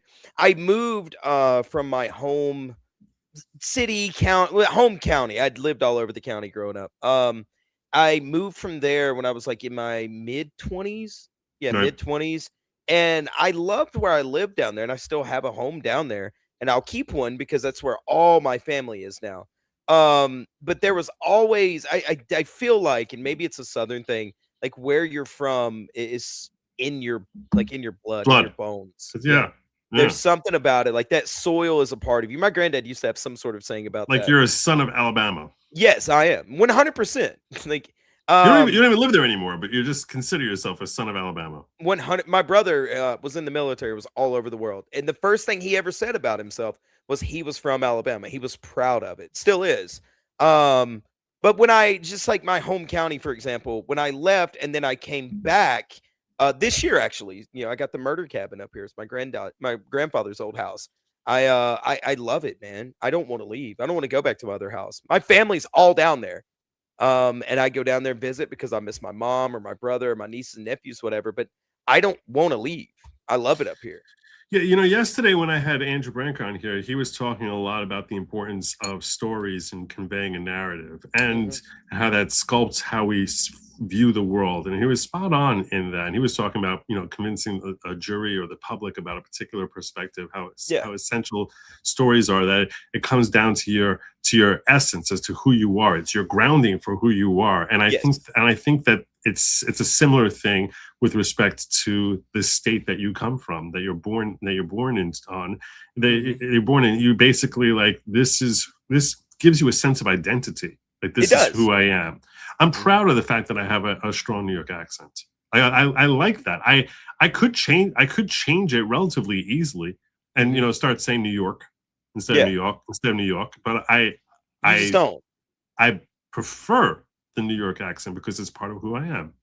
I agree with that. I like when I'm in Discord with some of my friends or whatever, my mom comes to visit the murder cabin, they say my southern drawl comes out way more, and it's all like, yes, ma'am, no, ma'am. And they make fun of me, but I'm when my mother is around, I'm relaxed. You know what I mean? Like I'm not trying to, there's something about it. And they say it's just an automatic thing. As soon as she shows up, if I start talking, this southern comes out of me. So yeah, it all makes sense, man. Like where you're from is in your bones, and you want to, no matter what the politics or government's going on right now, you don't want it to change. You know what I mean? It's like, I stay there as long as you can. And I just had a thought that I wanted to share with both Evil Fire Monkey and everyone else, and you and everyone watching. I love getting a chat like this. Yes. In this, because it helps me like sort of flesh out how I feel about certain things. The best thing about this show is the engagement I have from the audience, even when I disagree with them, and perhaps especially when I disagree with them, because it gives me an opportunity to crystallize in my own mind how I feel about things, and so that's why I very much appreciate the chat, even most particularly because I disagree with it. Yeah. So somebody said, "Sin, your mama taught you to talk." So I guess that makes sense. Makes a lot of sense. Richard Parker said, "Does the Constitution not guarantee me a right of equal representation? And they always save the high Democratic areas to count last. When I call in, can I explain how weak and scared China is right now?" You can call in and explain how weak and scared China is right now. You can. You're allowed to do that. Yeah, by all means. It's funny that that Richard brings this up because I actually responded. I haven't been talking much on X recently, but I saw how Mario Nawfal put out there that China is stronger than ever. And I was just like, I don't know what the hell that means. Like, in what way are they stronger? They're desperate for oil and have no idea how they're going to get it, or how they're going to like basically, power their factories or their military. And you're telling me, and this guy's claiming they're stronger than ever. So I just responded with like, exactly how are they strong? In what way? I don't even know what that means. It's like people just make up whatever facts they want to make up. Oh, 100%. Always. One thing that people do nowadays, and I love to see it, but it also annoys me, especially with the stuff I do online, is they will completely remove something out of context. You can say one thing or do one thing, and they'll go, haha, got him, and then remove any context around it, clips before, clips after, tweets, whatever it is. And they just flat make up stuff. They can build any sort of narrative that they want and go, now look at this. It's everybody wants to be. It's crazy since I started streaming to see this. Everybody wants to be a streamer. Everybody in some shape or form wants that. Like, you think voice. so? Yes. Yes, I think a lot of them do. I'm not going to say everyone, but a majority of people want this. You see, what we're doing now is the dream job in America right now. Man, since I've started doing it, I share it with we got fully monetized. By the way, thank you so much, Joe, and the chat. We're at That happened last week, 1,009. right? Last week it was Yes. like 940, right? Yeah. Yes, and we're now fully monetized. It is amazing. God bless you, fine people in the audience. But being able to share that, it's very funny when you hear people go like, "Oh, how did you do that? How do you do that? Tell me all your setup." Like, I would like to try. A lady stopped me at a gas station, not at a gas station, at the estate sale here. My aunt was like, "Oh yeah, my nephew does YouTube or whatever," and she came over and was like, "Oh," and started asking me all the questions and asking me to like collaborate with her. I'm like, "Ma'am, I don't know you. I don't know anything about that." So yeah, people would, if they can. My point about that is they'll do that to get some sort of, clout or whatever. It doesn't matter what it is. They'll just make That's stuff true. up. It gives them a sense of validation. I have a similar thing. Like when I was telling my eye doctor that I'm a podcaster, and he gave me the same reaction that I usually get, which is like, really? Yeah, Like, it's weird. They're like, wait, like, for money? I'm like, yeah, this is what I make my living. They're like, no, really? You make a living doing podcasting? And I was like, yeah, that's what. I mean, we're doing really good on my channel. When I tell people like, yeah, I do fine. Like, I do great. I pay my mortgage with my YouTube money. Like, that's why I bought the murder cabin. I saw the trend of what we were making. I said, all right, let's do it. I can afford it. I don't have to worry about it. To this day, he still has never single time invited me onto his show. I think he's afraid that he's like, people will see the gray hair in the beard and they'll just be like, oh, I'm out. Invite you on. We're gonna do a phone. No. Let's not turn this into Joe is being passive aggressive trying to get onto my show. Very passive aggressive right now, trying to get my clout chat. That's what it is. No, but I have a guest I want to bring on. His name's Salty Draws. He's a comic book creator in Comicsgate. And you should go get his book, Silence Do Good, right now. I think he still has some copies on Indiegogo. Go get it. Silence Do Good. It's a fantastic book, but he's huge into conservative politics. So I'm going to invite you on and him on one day, and we're going to have a fun little discussion of my choice. I didn't address what Richard, the first question here he asked, which is, does the Constitution not guarantee me a right of equal representation? The short answer to that is no, it doesn't. No, it doesn't. Where does it guarantee you a right of equal representation? And think about this just think about this for a moment. First of all, the GOP barely represents me as it is, so I feel like I have zero representation. The GOP is not even mentioned in the Constitution. These parties were never mentioned anywhere in the Constitution. Founders never wanted there to be parties. We were never supposed to have parties. You were just supposed to have representatives. Just because they decided to say, you know what, we agree on this, let's group up together, was not what was intended. Yeah. No, so you're not guaranteed equal representation. You're guaranteed, technically, you're not even guaranteed a right to vote. Nope. Ooh. And we say no taxation without representation. So this should be, and that's where he's probably coming from here. Let's not talk about the whiskey rebellions. One of my favorite stories. As far as paying people off, do you really believe they gave the charity run by Stacey Abrams $2 billion and she kept all that money? Yeah, I do think that. I don't think she personally kept the $2 billion. I think she kept a hefty portion of it. Yeah, I wouldn't doubt it. It wouldn't surprise me a bit. If somebody told me that, if they said, Cynic, it was a proven fact, I'd be like, yeah, I believe that. I heard that Mitch McConnell's staff was stopping the Save America Act. That would probably be true. Mitch McConnell has been famous for kneecapping Trump, especially with the donations and like massive donors and stuff like that. They were splitting some of those things in the 2016 election, I believe is what it was, or after the 2016 election, to try to get Mitch McConnell's agenda still there. He's like, well, I'll give you so many donors for so many little pieces of leeway in bills and things like that. Right. An extra hour, Sin, I'm down. Come on, peeps, let's make this happen. It looks like it's gonna happen, Nicole. It looks like it's gonna happen. We're well on our way. We actually have 14 out of 15 when I last checked. So I would be surprised if we don't make our goal tonight. I'll pay the 10 if we don't make it. I was born in Queens, but for some reason I don't speak Chinese or Korean right now. Am I really from Queens? Well, because Queens is currently filled with Chinese and Korean people. Say, hey, roll. Welcome to New York. I was born in Flushing, Queens as well, in Hillcrest General Hospital. So, Yeah, that's my stomping grounds as well. And he's right. If you're from Queens, it means you're either Chinese, Korean, or Jewish. Although there's a lot of Sephardic, like Iranian type of Jews who are. There's I know a half Korean girl from Queens. It's very funny. Yeah, there's it's pretty ethnic place by and large. Grew up in Trump's hood. As a kid, I remember him, and he did lots of things for kids. New York vintage is like champagne to wine. I don't know. I'm not sure what that means. New York vintage is like champagne to wine. The champagne's way more fancier and nicer. Well, there you go. It's like you only drink champagne in celebration. You drink wine, like, you know. Okay. All right. Love the show, guys. I didn't realize you were in Virginia Beach. Yeah, I was for like I go there like I think pretty much every April for like a week. Also, I've always been happy with Virginia politics until now. Sadly, it's Richmond and Nova that push Virginia towards the left. Hashtag 3 hours.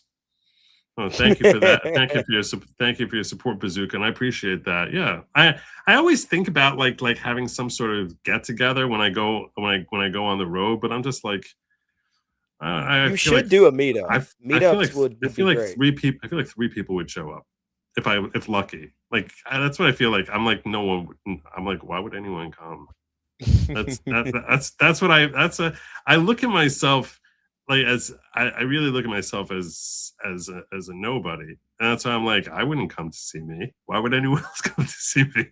It's real weird when people show up or like want your opinion on stuff. It's very. Yeah, it's a very strange thing. Although I once made a comment like this, and I ticked off a longtime fan by basically saying that. So I don't know if I should like say that out loud. Don't say that. Yeah, but I can't help it if you're a nobody. It's. But I think that's just the way I'm always going to look at myself. If I had 1 million followers, I would look at myself that way because I just don't think that I don't think it's reflective of like anything at all. I think that it's just. You're tapping in and have a good grace of God to like sort of bless you with that. So 100%. Yeah, it really is. It's completely the good graces of God. We are all running out of places called home. California is hard to claim anymore, but Utah is changing too. It's sad. I'll also say this though, because that's tapping back into the conversation we were having is about being tied to where you're from, the state you're from. Me and Joe had this conversation one time about like if we got attacked in America, whatever, would you leave? All this other stuff. And I think if you run, you're never going to be able to fix it. You just finally get exhausted and give up. Well, now you've just turned it over, and you're hoping for another generation or another group that are similar or like-minded to fix it for you. And I think I would rather be in the process fixing it versus running away from it. So.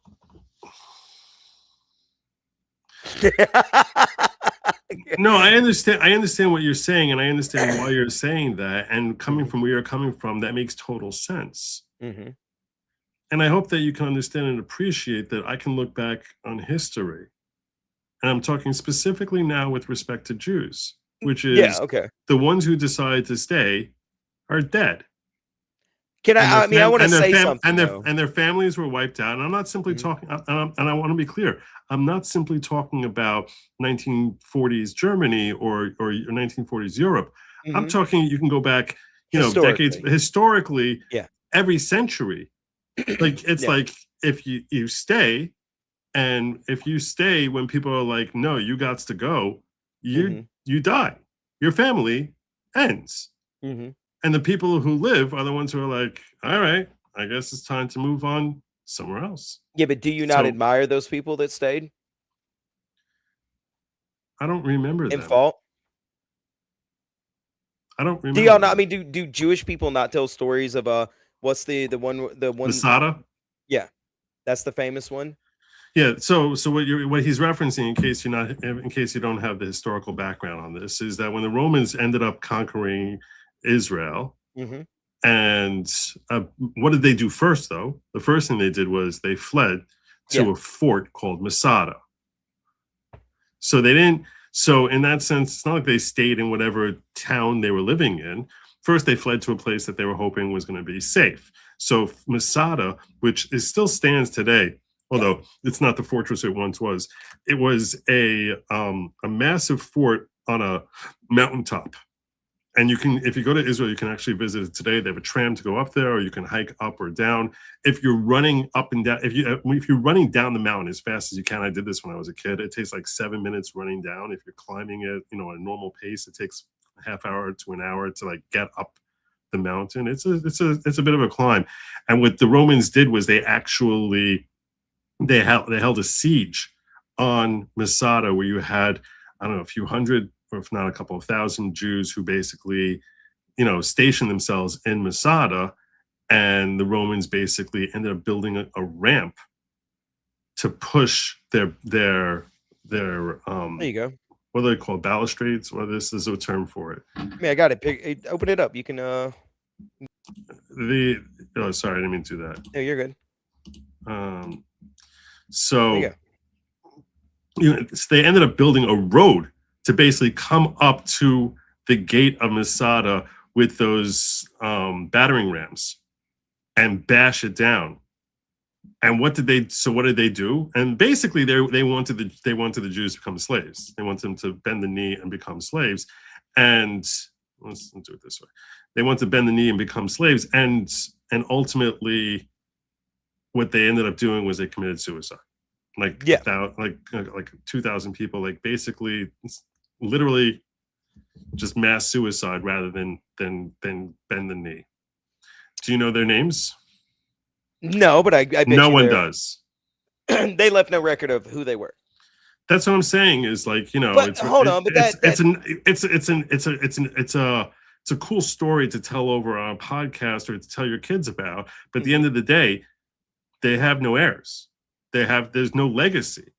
Their legacy is that they're a story, but there's no continued existence of them or their persons.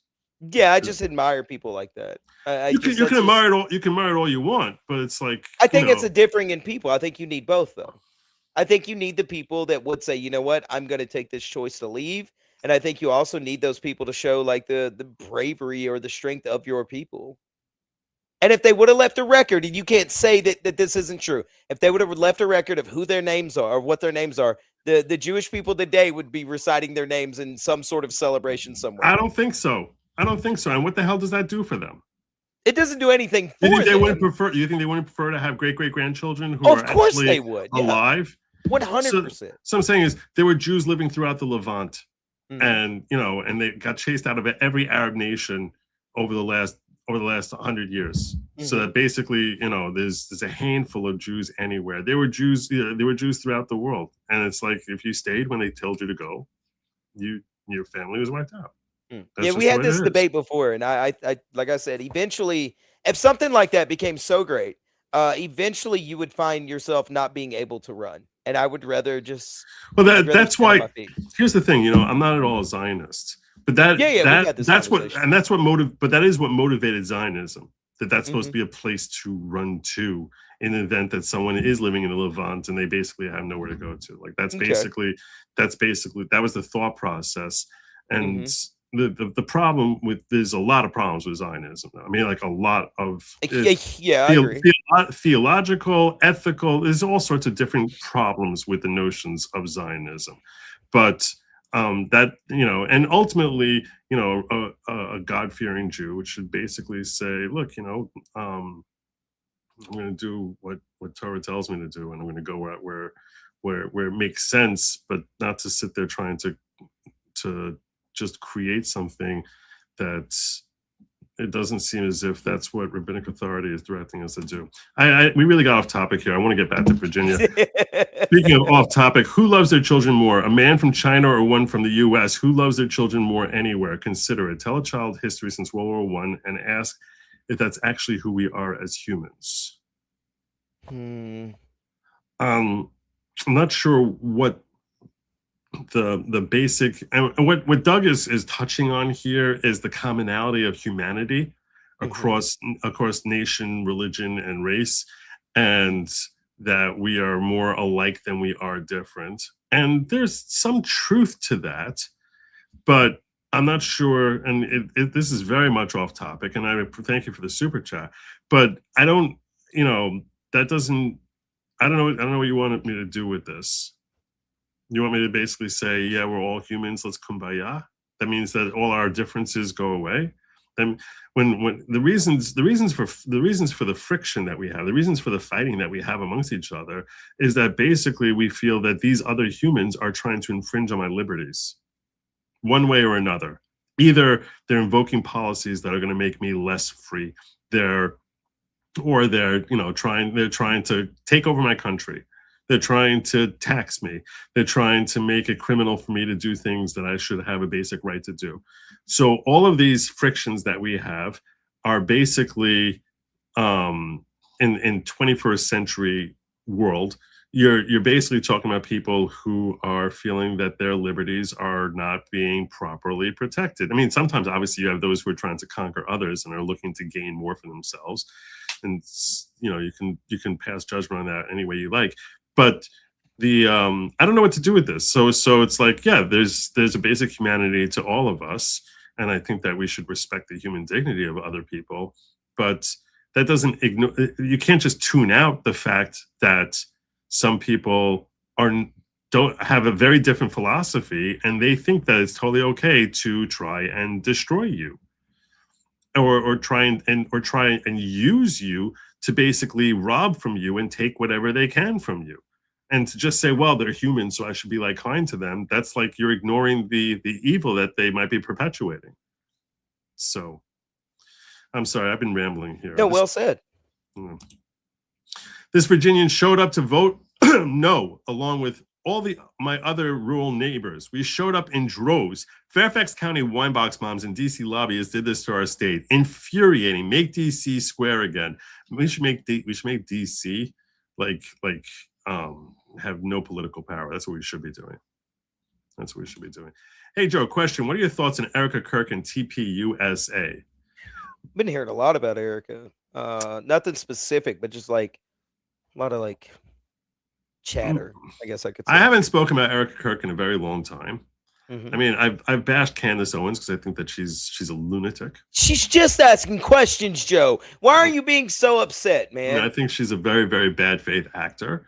That being said, I don't think that Erica Kirk, to me, I never understood the notion that just because, and I said this as soon as she took over, that Charlie Kirk was a unique individual, just a brilliantly capable individual who was was multifaceted in his talents in ways that far outshine most people, myself included. Yeah. And that he was a uniquely talented individual, which is what made TPUSA flourish. The notion that because he had those capabilities means that his wife would have those capabilities is nonsense and silly. Because frankly, if you go point to can you find any couple that it's like both the husband and wife are uniquely talented amongst humanity? There's no such thing. There's no such thing. Everyone has different capabilities.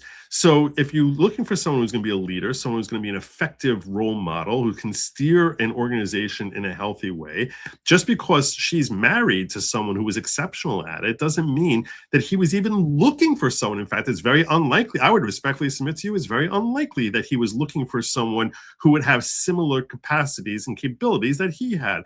When I was getting married, I wasn't looking for anyone who was remotely like me.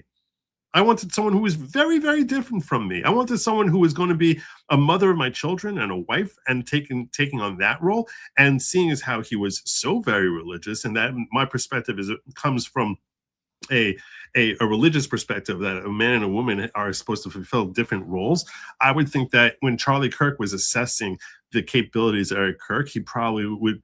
I would be shocked, and I haven't really reviewed what his statements are on Erica, but I am sure that he would list off a ton of abilities that Erica Kirk has, and capacities and capabilities, which he looked at her as being uniquely spectacular, and few of those abilities would have anything to do with running TPUSA. Meaning she might be a very nurturing, very, exceptional, maternal instinct and great insight and perspective as to like how to run a home, which has nothing to do with running an organization. So the idea that she is someone who's capable of doing anything remotely like what Charlie Kirk did was, to me, ludicrous. It didn't make any sense at all. What they really should have found was some front person who had capabilities and talents similar, and basically given them a significant portion of TPUSA and say, you're now our go-to figurehead who's going to be running everything. You're not just figurehead, but you're going to be the new general here. That's what they should have done. And so I didn't like the idea of Erica Kirk doing this. So I thought that was a terrible, terrible, ridiculous mistake that she was making, that she's now the new CEO and running TPUSA. At the same time, I think that she has been harassed and maligned and attacked beyond anything anyone ever would have fathomed. And I think that the people who do that to her are evil. So I don't think that she's some heroic figure. I think just the humanity, we talk about, Doug brought up over here as far as the humanity of people. I think that people who are going after her and trying to punish her one way or another because they don't like the way she grieves, or they don't like the fact that she laughed on some occasion, or whatever it is, I think that is pure evil. It's a Schadenfreude, which is disgusting. And I think the people who take pleasure in trying to destroy her life or destroy TPUSA are vile and disgusting, evil human creatures. That they're creatures, they're evil creatures who happen to be in human form. I think that they're the most disgusting, loathsome people on earth.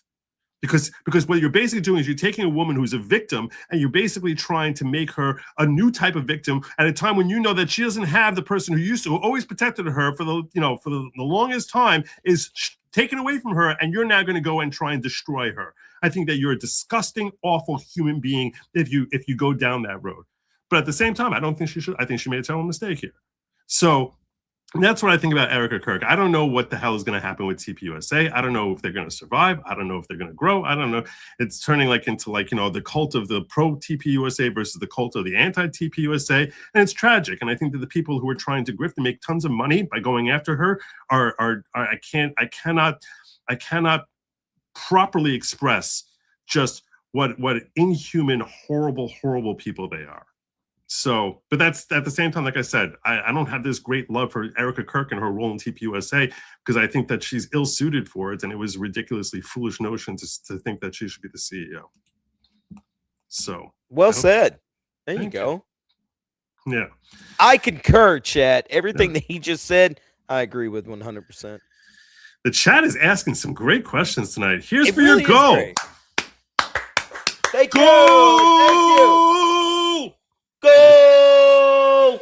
There you go. You gotta throw a little reverb or something to be a little bit of a showman. Put a little P.T. Barnum in it. I have to figure that out. Joe, there will only be one Charlie, and he wanted her to be a CEO if anything happened to him. All right. The CEO doesn't mean that the CEO. That doesn't mean she's the front person. Also, you could have had different people in different roles.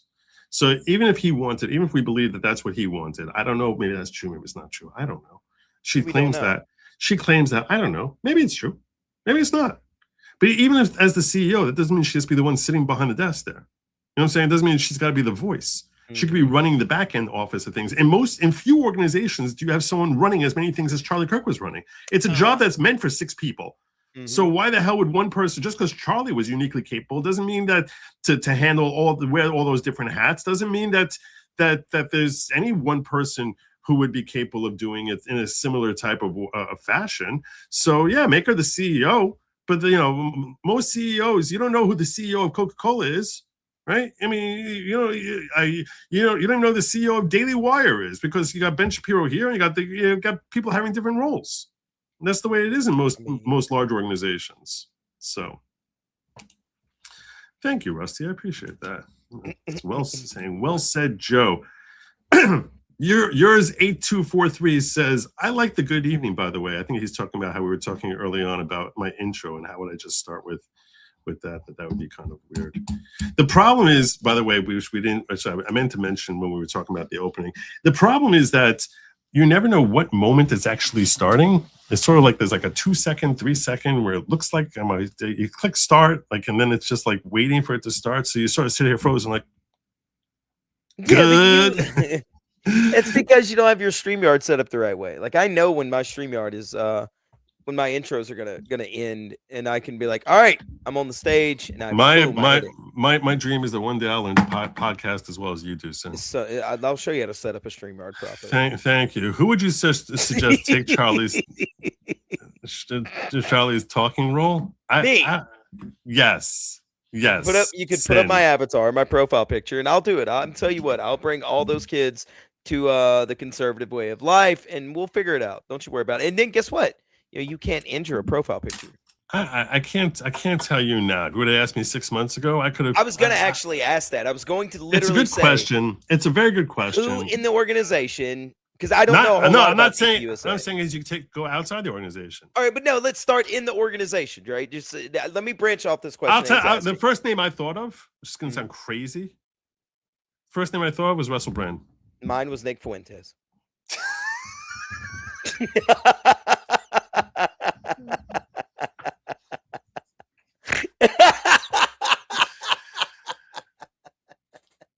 That's funnier. That's funnier than you know.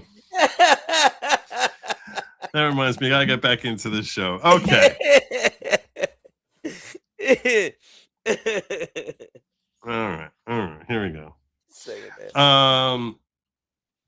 All right, so let's get back on into it, because I told you all that there's actually some good news coming out of Virginia, despite the vote count that came out last night, which a lot of people have questions about the results of that vote and whether it actually accurately reflects the will of the people of the great state of the Commonwealth of Virginia. But the Virginia News is reporting here, the Democratic majority in the Virginia General Assembly violated the law by not posting the redistricting referendum's proposed state constitutional amendment at local courthouses and for public inspection, not later than 3 months prior to the 2025 House of Delegates election. Although they passed a retroactive, meaning there's a statute which says, hey, you got to put notices that you're going to have this thing up so people know to come vote. Okay. You got to do it 3 months before. It's like a prerequisite. So it's not a valid vote if you don't fulfill. The argument being it's not a valid vote if you don't fulfill the prerequisite. Yeah. Now they passed a change to that. Although they passed a retroactive repeal of this provision in March to cover their tracks, this repeal bill does not take effect until July 1st. Wow. Okay. Other provisions of this bill will not take effect unless reenacted next year. See the image of the bill history. The governor signed it on April 13th. Whether you call it an election when early voting began or call it election day, they did not post the amendment as required by law 3 months prior under either definition. The purpose of this law was to give the voters timely notice of a proposed constitutional amendment before they voted for or against their incumbent delegate. It is the public's right to weigh in on whether to change the Constitution, which is a matter of great importance. If your delegate voted for it and you like it, then you vote to re-elect. If not, then you don't. That's how it's supposed to work. When non-politician voters cast their ballots in the 2025 House election, had any of them seen the amendment language before they voted? Did you? Here's what they violated. 3013, other duties of clerk of House delegates, publication of proposed amendments to the Constitution. And the clerk of the House delegates shall have published all proposed amendments to the Constitution for distribution from his office into the clerk of the circuit court of each county and city 2 copies of proposed amendments, blah, blah, blah. The point being that the retroactive appeal in the recently passed HB 932 says that 3013 of the Virginia Code is repealed. Such repeal will pursuant to actually retroactive effective beginning July 1st, 1971, the retroactive appeal has not taken effect yet. So you can see it's effective 7/1/2026. So that's an interesting argument, which you're sitting there skeptically saying, yeah, okay, it's really nice to have this all theoretical type of thing. It is. It's very nice. You can sit there whining, hey, it's not fair. It's not fair. It's not, they didn't comply with the law. I mean, you're saying, who gives a crap? You're just some loser in a coffee house who's just whining because you don't like the results. But no, it's not going to actually do anything, right? That's probably what you're thinking. Yeah, pretty much. Was it? You nailed it. Did you pretty much nailed it, yes. Yeah, you pretty much got me. Because you're a cynic and you're just like, oh. Hey. Yes, I am, famously. Well, in case you think that no one actually cares about this, Bum, bum, bum. Okay. A Virginia Circuit Court has just ruled yesterday's redistricting vote unconstitutional and has raised an injunction blocking the results from being certified. This is big. It's not over yet, according to Nick's order. It's very likely this will end up in the state Supreme Court, who will make the final decision. Keep fighting. Let's hear this report here. Virginia Governor Abigail Spanberger celebrating the win in yesterday's redistricting vote. Voters narrowly approving a new pro-Democrat congressional map in a controversial referendum that critics have slammed as a, quote, power grab. The outcome threatens the already very tight Republican House majority. Mark Meredith is live in Alexandria, Virginia, with more on this. And Mark, that vote ended up pretty narrow.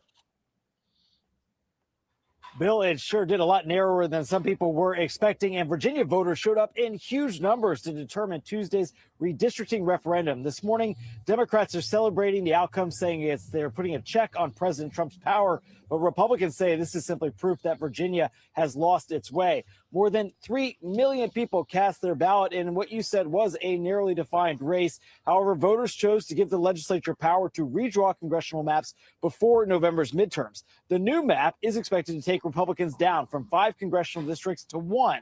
We heard from the chair of the National Republican Congressional Committee, who wrote, Democrats can't redraw reality. This close margin reinforces that Virginia is a purple state that shouldn't be represented by a severe partisan gerrymander. Democrats say they felt emboldened to act after Republicans in Texas redistricted too. Governor. She looks like she's a demonic creature. There's something very unsettling. I don't know if it's the eyebrows. I don't know what it, like there's something that's very, this is an airbrush picture of her. This is like a good, this is like, let's touch up her face. But the surprise look on Obama seeing her is what I'm saying. He's like, oh, no, don't get over here too close. Okay. I wasn't expecting to see that. And I'm married to a man. Sorry. It was low-hanging fruit. I thought nothing could shock me. I just heard what you said. That's low-hanging fruit. Swing low. Michelle Obama's version of that song. Sweet Chariot. And former President Obama, they were the ones leading the effort in the Commonwealth. We heard from the former President Obama. She looks much better when she covers part of her face.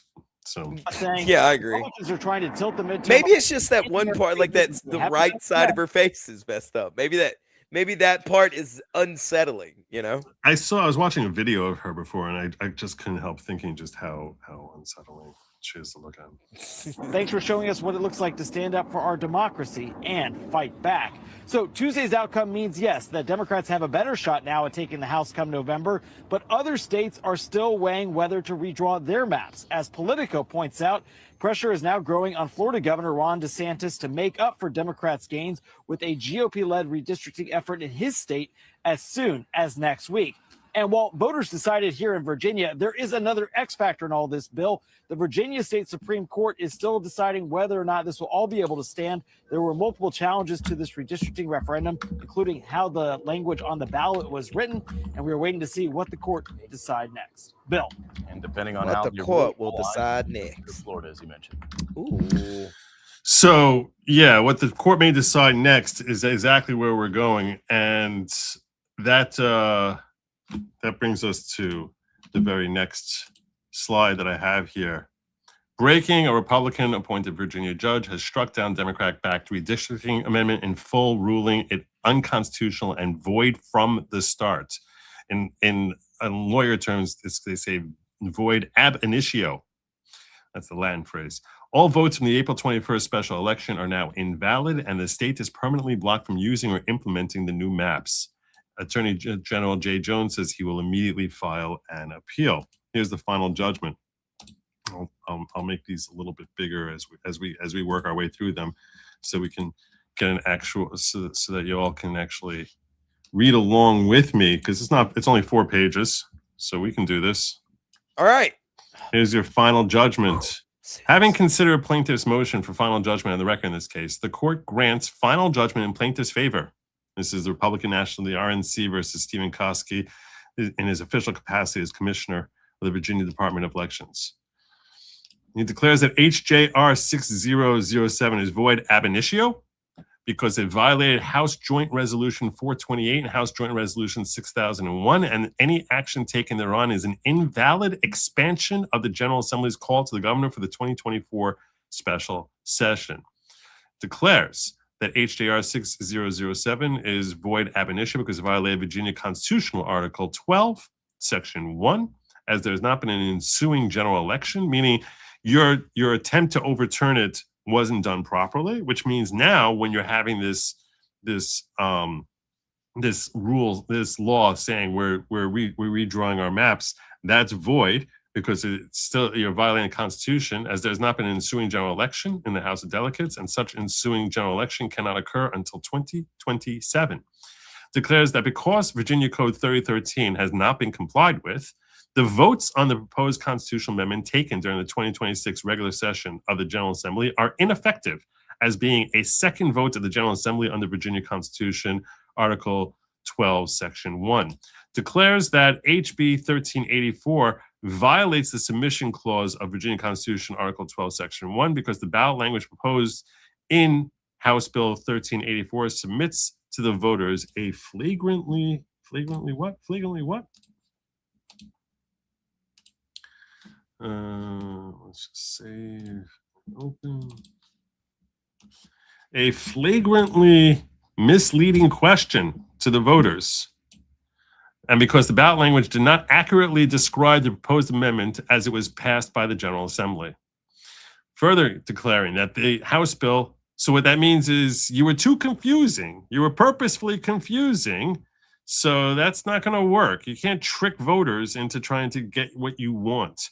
Declares that House Bill 1384 violates the timing clause of Virginia Constitutional Article 12.1 because it submitted a proposed amendment to the voters for early voting in March 6, 2026. He is literally going through every single thing you did here is wrong for all of these reasons. For all of these reasons, which means that even if it goes through appeal and you want to try and overturn him, you have to basically overturn all of these different reasons, all of these different flaws with what happened in Virginia when they tried changing their constitution in order to to redraw their maps.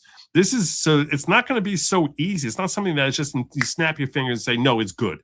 Or you could just say, look, we disagree with him. He said that this one flaw, and we think that it's not really a flaw, or it's not sufficient flaw, so therefore we're going to, it's calling upon an appellate court who's reviewing this to go item by item and say why he's wrong in all these different findings that he has. That's not something that happens very quick. So he declares that 1384 violates the timing clause because it submitted the proposed amendment to voters for early voting on March 6th, which is sooner than the required 90 days after passage of HJ4 by the General Assembly. It further violates the formal laws clause under Virginia Constitutional Article 4, Section 12, both because it embraces more than one object and because its title does not accurately describe its subject matter. Look at all these different flaws. He hates this thing. He's like, this is just wrong. Also, that 1384 violates Article 4, Section 14 because it requires mandatory satellite offices in a precise way, and that requirement is withdrawn from the powers of the General Assembly, and that the legislative body is prohibited to enact local, special, or private laws to the designation of places of voting. Declares that any and all votes for or against proposed constitutional amendment in the April 21st, 2026 special election are ineffective. So these votes they didn't do anything, that this was a complete waste of time and nothing happened. Finds that all plaintiffs have standing to obtain the declaratory and permanent injunctive relief sought in the verified complaint. Finds that the equities weigh in favor of a permanent injunctive relief. The plaintiffs have no adequate remedy at all, and that plaintiffs will be irreparably harmed absent permanent injunctive relief. This is now justifying why he's giving this TRO. Because of the numerous violations of the constitutional amendment process, and because Congressman Klein and Griffith would be irreparably harmed by the districts changing at this juncture. And there's only 2 more pages left here. You have thoughts so far? So far, so good. No. We're good so far? All right. Fine. So I'm just going to run through the balance of this because come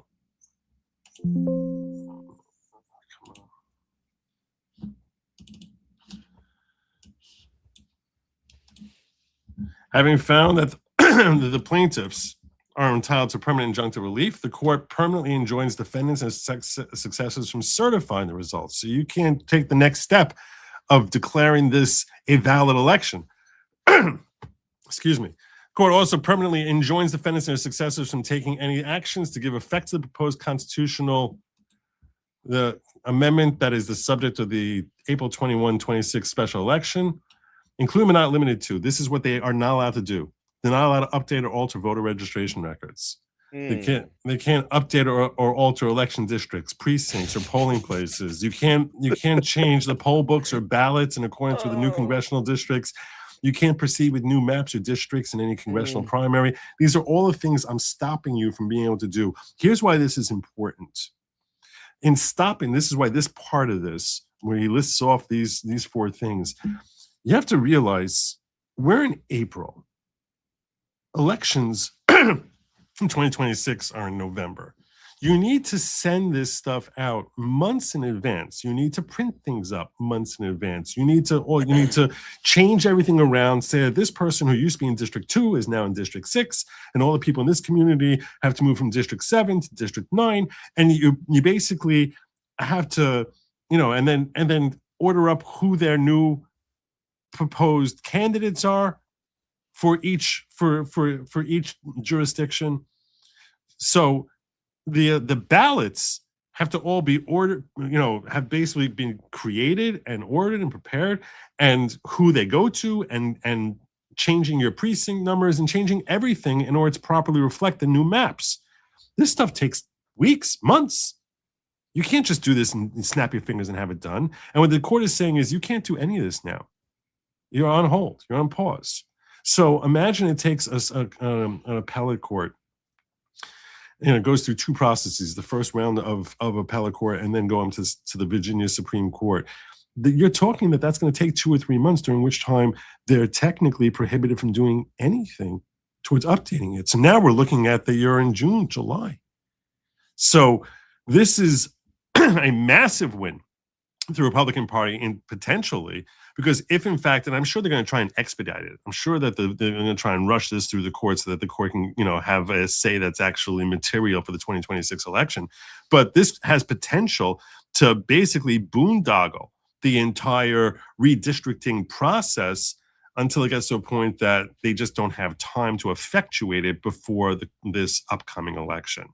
And that's why, and that's why this is potentially this is more important than arguably than the election itself, just because of the impact this has on the ability to process the entire thing.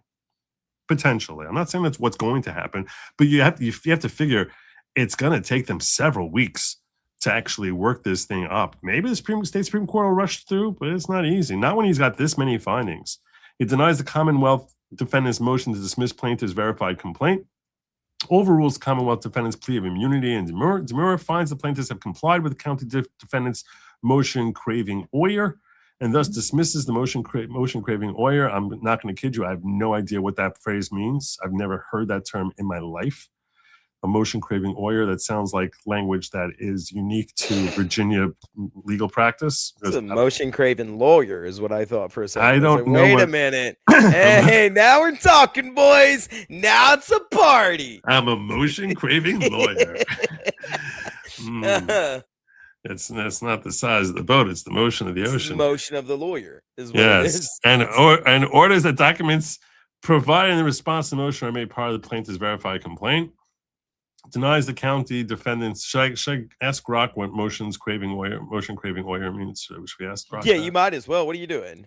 Yeah, that is nonsense. We all need to be more educated. By the time we leave this show, Joe, I learned something. What does motion craving OIR mean, Grok? Just interrupt me. Just like Grok interrupt me too. Son of a bitch. No respect. No, it could mean a couple. No. Okay, stop it. I saw that Grok basically was calling it craving oil. No. No, that's not. That's not it, Grok. No, Grok, now you're being an asshole. Motion craving OIR. It's in Virginia legal practice, and OIR is spelled OYER.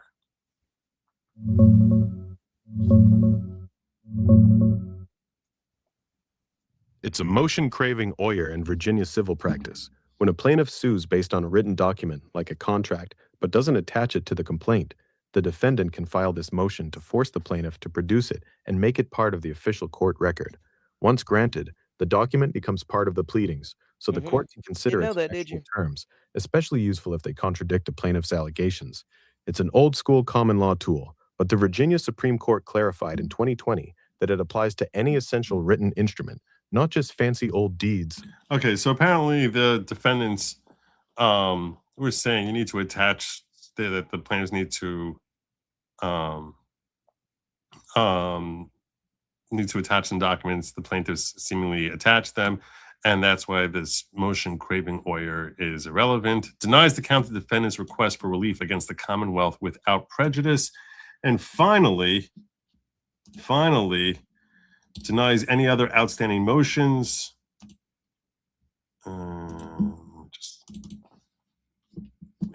I'm embiggening it for you again. It goes. Denies any other outstanding motions, overrules any other outstanding pleas, suspends any bond requirement for any party petitioning or appealing from this final judgment, and denies the Commonwealth defendant's motion to stay pending appeal. So this goes into my order goes into effect now. So nothing is happening in the state of Virginia as a result of this election. So that is phenomenal news. That is really exceptional news. Will he be overturned? I don't know. They likely have a bunch of liberal justices running their state Supreme Court. So eventually it may be, but the question is how fast can they get it up to them? I'm sure they're going to try and get it to them, this week. But I don't know how Virginia civil practice works, whether they'll be able to do that. But this is potentially a massive, massive win for the Virginia GOP. So I just wanted to share with you that That's bit a of little news. Bit of good news right Yeah, there. that's excellent news. Yeah. That's excellent news. I mean, you'll see what happens in 2028. But for now, this looks like it's they might have a problem. And you have to think about this for a moment also. Why didn't they give the 90 days? They didn't give the 90 days because they knew that if they gave 90 days, they wouldn't be able to get everything processed properly. Right? So instead they only gave this. So that a difference of a month makes a big difference to them. A big, big difference to them. So hopefully, with God's help, this thing will be kibosh and it won't go into effect in 2026. And we can try and deal with 2028 when we get there. I mean, I don't think people realize we're only 195 days away from midterms. That's 6.5 months. Boys, that's not it's not that far away. Yeah. I lost that. Okay. No, it's 6 months. Rusty Shackelford says they're Dems. They'll just do it anyway without telling anyone, have as much prep work as possible done and ready just in case they get an overturn. Maybe. We'll see. We'll see what happens. I don't trust them either. So in theory, that could happen, but you're walking a perilous road if you ignore. All you need is some rat calling them out, and they could have some serious trouble with this working, and there'd be tremendous humiliation for them. But who knows? I can't promise you that that's not going to happen. He's saying that they're going to ignore the TRO and basically keep doing it anyway, even though they're not allowed to. So that could happen. I cannot deny that. All right. I had this chat also from Doug saying, are we capable of this on our own? Could we at least do each other decency a meeting on a battlefield? In a tertiary sense, I ended many in the Army. Are we absolutely sure we're fighting on the terms of citizens? $50 is serious. And yes, it is, which is why I'm going to give you the horn and tell you. Thank you for this generous chat. I'm just not sure what exactly you're asking of me. I mean, Sin, walk me through this. Let's see here. So he was discussing before who's a better father. Can you pull up his other? Hold on, I'll pull. Yeah, I'll pull it up. You keep that one up, and I'll pull it up on my end and read it. You can find it. He says what he wrote earlier was, who loves their children more? A man from China or a man from the U.S. Who loves their children more anywhere? Consider it. Tell a child history since World War I and ask if that's actually who we are as humans. And now he's saying, are we capable of this on our own? I guess he means without others? Could we at least do each other decency a meeting on a battlefield? In a tertiary sense, I ended men in the Army. Are we absolutely sure we are fighting on the terms of citizens? and $50 is serious. So you tell me. I don't know what to do with this. Like I want to try and address this properly. I mean, the tertiary. Are you using it in like an educational purpose? I mean, that word is so. I mean, I think it means in rank or stage, something like that. Tertiary has two different spellings. That's what I was about to say. I'm going to tell you right now. This is my recollection of the word tertiary.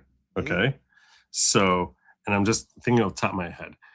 Tertiary one time is spelled Tiary, and another time is spelled Tiery. When it's ERY, I think it means like third party, like the tertiary party, like a third party. And tertiary with an ARY, as I understand it, means like reference to terra, like the earth. And I think that's what I recollect from I think 40 years ago when I first learned the word tertiary. Yeah, but I think it means something like in order of like third order or in rank, something along those lines. So like. And it could be he's misspelling it also. Yeah, so maybe you're misspelling it, but I mean, are we capable of doing this situation on our own? So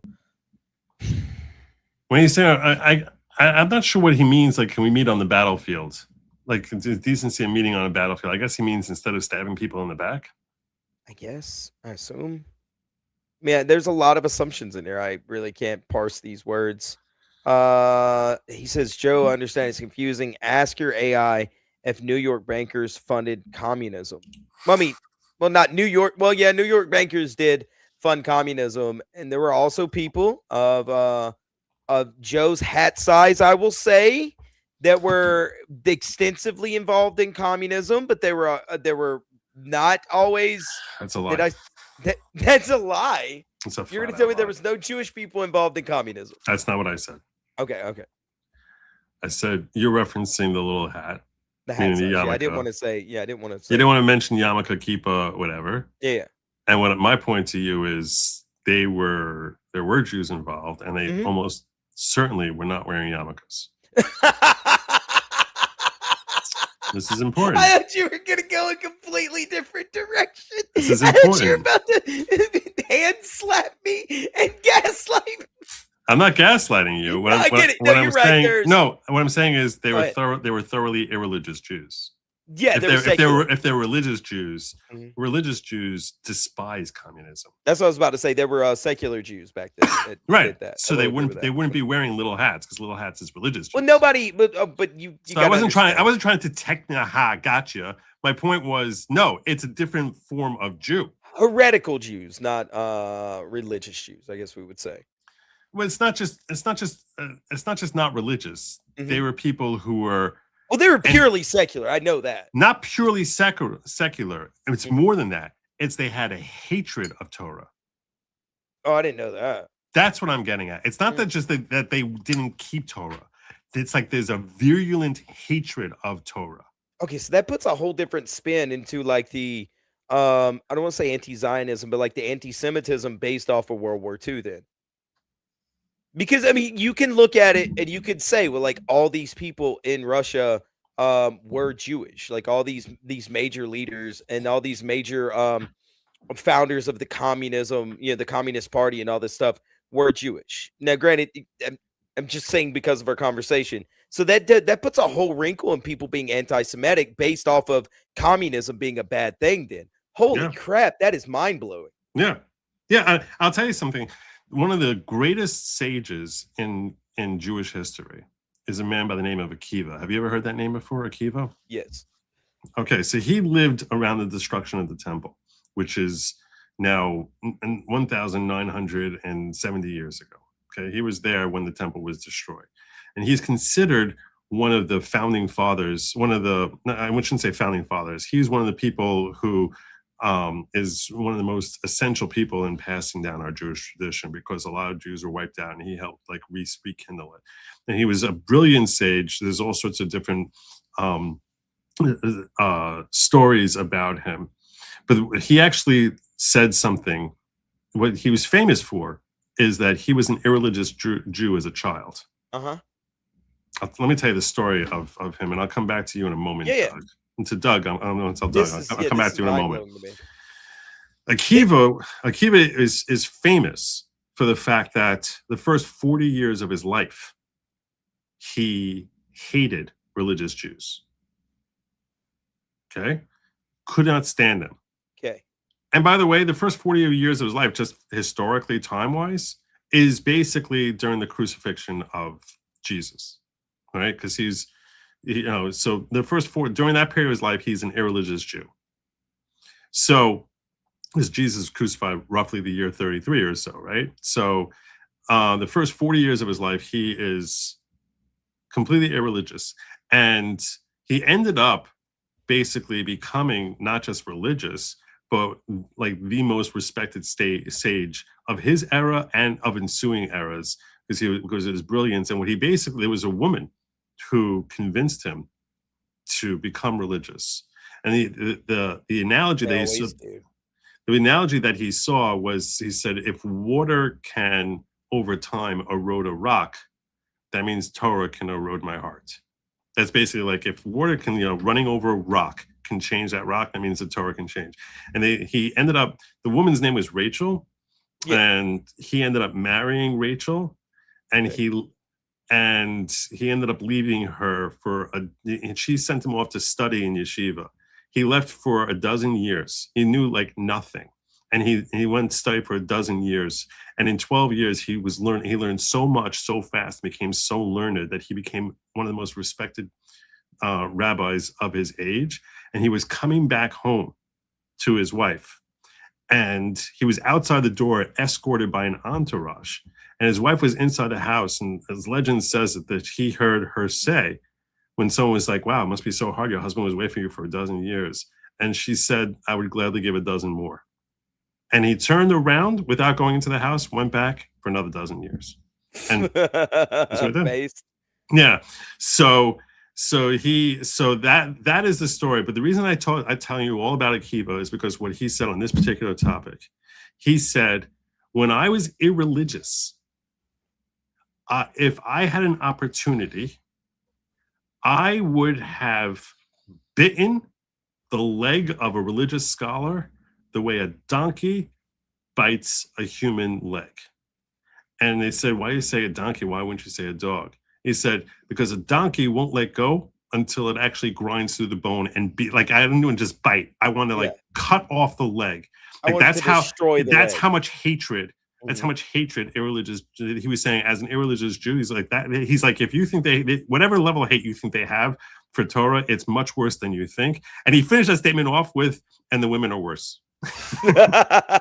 Like the women hate it even more. The women hate it even more.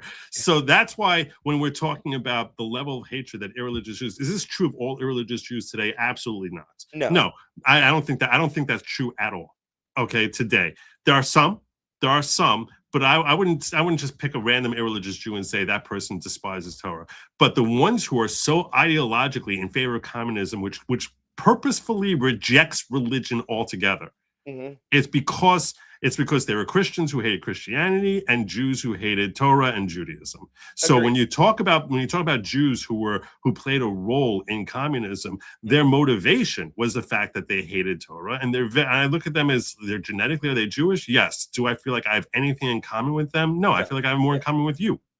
Agreed. You see what I'm saying? Yeah. So, yeah. Anyway, so Douglas had a few more thoughts here. So when you're saying to me, I know that New York bankers, I'm sure that wealthy irreligious Jews, I know that communism was supported by irreligious Jews. I know American WASP funded Hitler and the Nazi regime. So let's it's not the hat people they hate all. No, they hate. That's true. I think they're very self-involved. I think that's what it is. What if we're all hated? Elites who hate people, humanity. I think a large part of it is not necessarily a hatred, or it's a lack of utter respect for humanity. I think that's probably what Doug is getting at here. That they're so narcissistic. They're so self-involved in their own power and money and strength that They just so I don't know if it's hatred so much as just disdain. Like, I don't have any interest in Is it what the bread happens and to you. circus argument that we're getting to the like, is that the meta level that we're getting to, that we're so caught up in bread and circus? It's you know, feed them red meat and have them fighting each other instead of paying attention to the man behind the curtain and the powers that be, because that's what it feels to me like what it is. I think honestly, a common man at a Sam's Club or a Walmart or in line at a gas station or anything can have a lot more respect and commonality, no matter what they agree on politically or religiously, than what you even recognize. You just have to step away from the people that are causing all the strife and arguments and stuff like that. That's why I took a break from politics, because it makes me angry at the left. Angry and depressed, and like you're just frustrated. Yeah, no, That's I why, understand like, it. now my only source of like news, unless something major is going on, is coming on here once a week and going, okay, or popping into Joe's show and paying attention to what he's talking about for a few minutes. It's just it's always been that way, and it's always going to be that way unless you personally decide to remove your way of thinking like that and start making you and your circle happy, and hopefully they make them and their circle happy. Yeah. And it grows on and on and on. And Doug, look, Doug, I can talk about this for all night, but like I actually have to get somewhere in this show ultimately, and I want to give the respect to the fact that, look, I understand you contributed a lot to this show financially, and I think I've done a fair job of responding, but I need to move on to like the different topics I promised people I was going to cover, because I've got 1,000 people here who are all expecting me to be talking about certain topics, and I feel as if, you know, as soon as saying, look at the words of the Club of Rome and see if their hate sounds discriminatory, universal. Hinted, Club of Rome becomes the WEF hint. I can't. Guest is right. I believe we're used against each other. That's 100% true. Joe and his hat are not my enemy. This is true. I'm not sitting here trying. I have the people who think like me we just want to live our lives and be better servants of God. And that just means being better servants of God actually means just helping people where we can. So yeah, go encourage Jews to be more religious, which I tell you. I need to I want to get back on focus here. We still have a major topic, and I need to have a call in. We're already 2.5 hours in here. So what I want to do is this. I think I want to just open the phone lines for like a little bit before we get to the SPLC, and maybe take a couple of calls and then start doing the SPLC portion, because I don't want to I feel guilty. I don't want to be here for like 3.5 hours when we promised 3 hours. I think that's not fair to sin, really. Well, so I don't know. I'll just bow out. I'll let everybody know. It's no big Right, deal. but I told people they're going to get a chance to call in and talk to you. So that's why I Oh, specifically want to. That's why I specifically want to make sure that I get the call-in portion here. So I'm going to tell you that I've opened up the phone lines. The number is 972-454-0703. I'm going to be taking calls for like, I don't know, 10, 15 minutes or so. The number is 972-454-0703. If you want to weigh in on if you want to weigh in on Ilhan Omar, if you want to weigh in on the Virginia election, or you want to weigh in, I guess, on the elites and their control, or Akiva, or the SPLC, whatever it is you want to weigh in on, you can feel free to call in, and I'll post the number in a little link, a little banner that I'll send scuttling across the screen here. And I will remind you all to please like and subscribe. If you have not yet done so, if you can hit the like button, if you're watching afterwards, you drop a little comment to help the algorithm. I say to you, bless you, my friend. Thank you. I very much appreciate you. The number again is 972-454-0703. I always feel like, I was talking about my insecurity as far as why would anyone show. I always feel like I don't know if anyone's going to call when I do this. Like, I'm just like, yeah, it is nerve-wracking. Yeah, right, I see it on your face. When is anyone going to call? But historically, people have ended up calling. So, but I always have something like, all right, let's keep things going while we're waiting for that phone line to ring and cover other stories. I will start talking to you about the SPLC. Let's do it. Yeah. All right, here we go. So you're familiar with the story of the SPLC and the indictment? Yeah, well, I mean, I'm not fully familiar on it. I know that the the Charlottesville stuff was funded by them, and they were doing a lot of nefarious funding of different groups. The whole story, I left for here. All right, so this is, yesterday, the DOJ, and specifically Todd Blanche and Kash Patel, made a press announcement saying that a grand jury has indicted the SPLC for 11 counts of federal violations. This is a copy of the indictment over here. And what they basically allege is as follows. Those of you who are unfamiliar with this, with the SPLC, the Southern Poverty Law Center, they are an entity which claims that they fight hate. That is what they say they do. They exist to fight and to expose people who hate, people who are they consider to be a menace, and they put people on lists. You're on a list. Yes. Yeah, they're currently located in my state, which is very funny. But yeah, find them in Montgomery. Now I gotta go find my phone again. Way to go, Joe. You know what's gonna happen. Where's my phone? Where's that phone call coming? Call from Renee. Renee, how are you? Hi, Joe. How are you? Great. I was calling, you said, so we could ask Sin a question. Okay. And I was just wondering if we ever found out how Jim got demonetized. Yeah, Jim got demonetized. I'm gonna warn you before he starts to answer. You're unlikely. The way the system's set up is, unfortunately, I don't know if you're gonna hear him talking. So I'll try to synopsize what he's saying here. And the first thing he said is, "Thank you for the call. That was you sound like a very lovely person," and he's really happy and flattered that anyone is calling to him rather than talking to me. Yeah, 100%. So, thank you, Joe, for please continue. Yeah, no, thank you so much for calling in. Joe was hit by the YouTube AI algorithm. Jim was hit by the YouTube AI algorithm. Other people, like, I don't know if you know, that Umbrella guy was popped, and like 1,000 other YouTubers were hit who cover sort of political topics, and they read the articles in the news and just watch videos and then give their commentary over it. YouTube is cracking down on reused content. And because it's not distinctive every show, they see them as just reusing and re-uploading content. So he's saying that he basically got hit for that because YouTube algorithm is trying to clamp down on people who just read the news, and it's not seen as being distinctive and unique content. How did he get it? How did he get that overturned? So after that Umbrella guy got popped with it, it started bringing notice to the situation, and so we started. Tug got hit by it also. Yeah, Tug got demonetized, and it brought eyes to it, and so I've commented. And that brought eyes to it. Yeah, I commented under. So Tug got remonetized now. Yes, Tug got remonetized. Tug got remonetized. Okay, and Jim also got remonetized. Yeah. So it had nothing to do with Sin's stream that he was on. I mean, look, let's face it. If Sin comes on a stream, you're basically asking YouTube to to take you off the airwaves. It's a well-known thing. Here's the one thing about Jim's that is his report that is funny.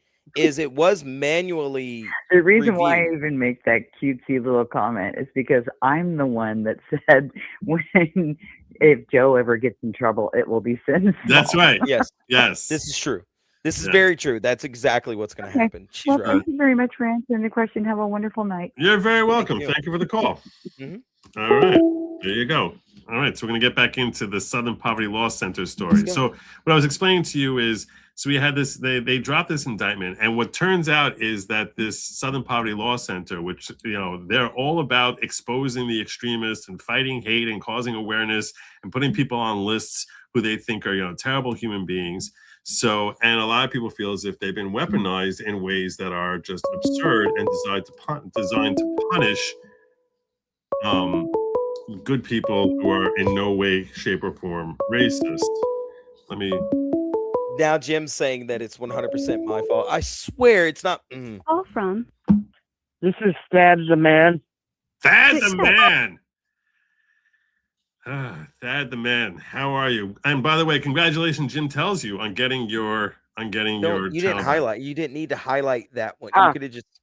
No. Okay, I'm fine. Mm-hmm. So Thad, what's going on with you, brother?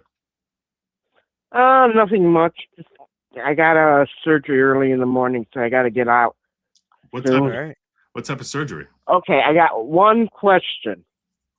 Okay. If Trump cannot constitutionally interfere with the Virginia election process, then how is the Voting Rights Act of 1965 constitutional? That one's for you, Joe. Give me a second. I'm gonna grab some water. I'm listening. Are you still there? Yes, I'm thinking about your question. I want to give a proper response. I would be surprised if it wasn't litigated. First and foremost, I'll tell you this. When you're talking about a statute being passed, now you're talking about Congress collectively with the president taking an action. I haven't researched it, but I would be shocked if the constitutionality of the Voting Rights Act was not something that has been brought to the Supreme Court's attention, because it's exactly the sort of thing that states would be like, what the hell? How do you think you're able to tell us how we're going to district ourselves? So I think you're on the right track as far as how lawyers tend to think. I would think that there almost certainly has been multiple litigations. In fact, let's put it this way: we had the whole thing going on now that's being argued before the Supreme Court as to the propriety of taking two different minorities to form a majority-minority district. So clearly this is an issue which has come up multiple times before the Supreme Court as to whether or not Congress is able to pass a law which affects how states are able to or must conduct their federal elections. That's very different from a president individually coming out and saying, I want to take a look at what's happening in your elections.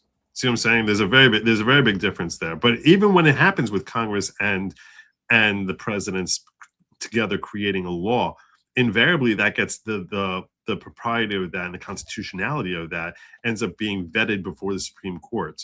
So you're asking a question that I think is a fair question, but I'm simply saying that doesn't mean that question hasn't been asked and answered by the court in the past.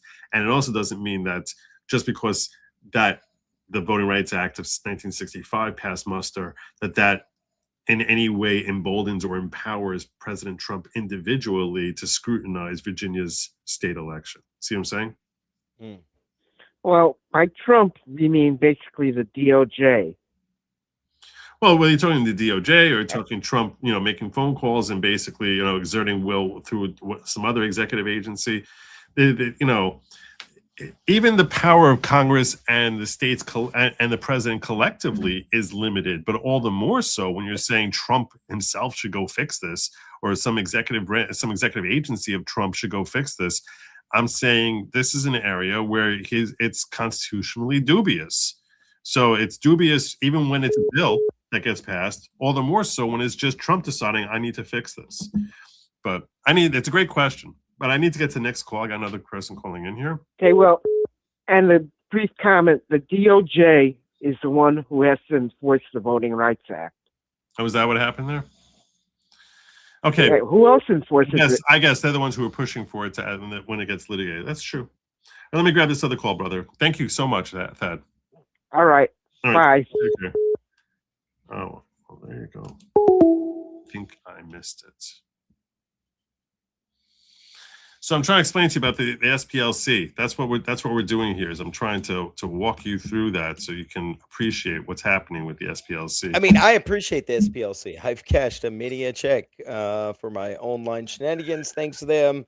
My sponsor, the SPLC. This is FFS. This is they have their lists of extremist groups and ideologies. So we'll take a look in a moment at that list of extremist groups and ideologies. Call from Evil Fire Monkey. Oh, there we go. To accept. Evil Fire Monkey coming on in here telling me that we all should move. You don't like it? Move. You Get out.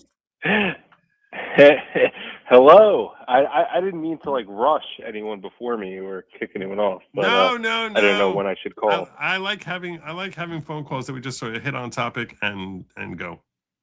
So yeah, so I just wanted to talk about my super chat. What I meant was not that people like shouldn't fight, but the complaining that I hear from so many people, especially I'm a New Yorker, you know, whole entire family. You can go the whole gambit from Brooklyn to Staten Island to New Jersey.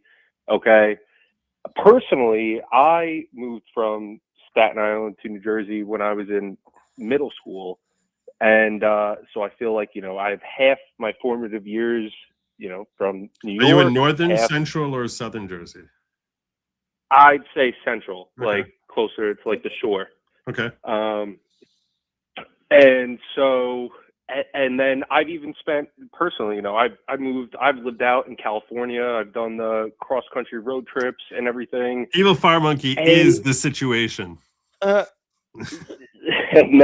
I'm Yo.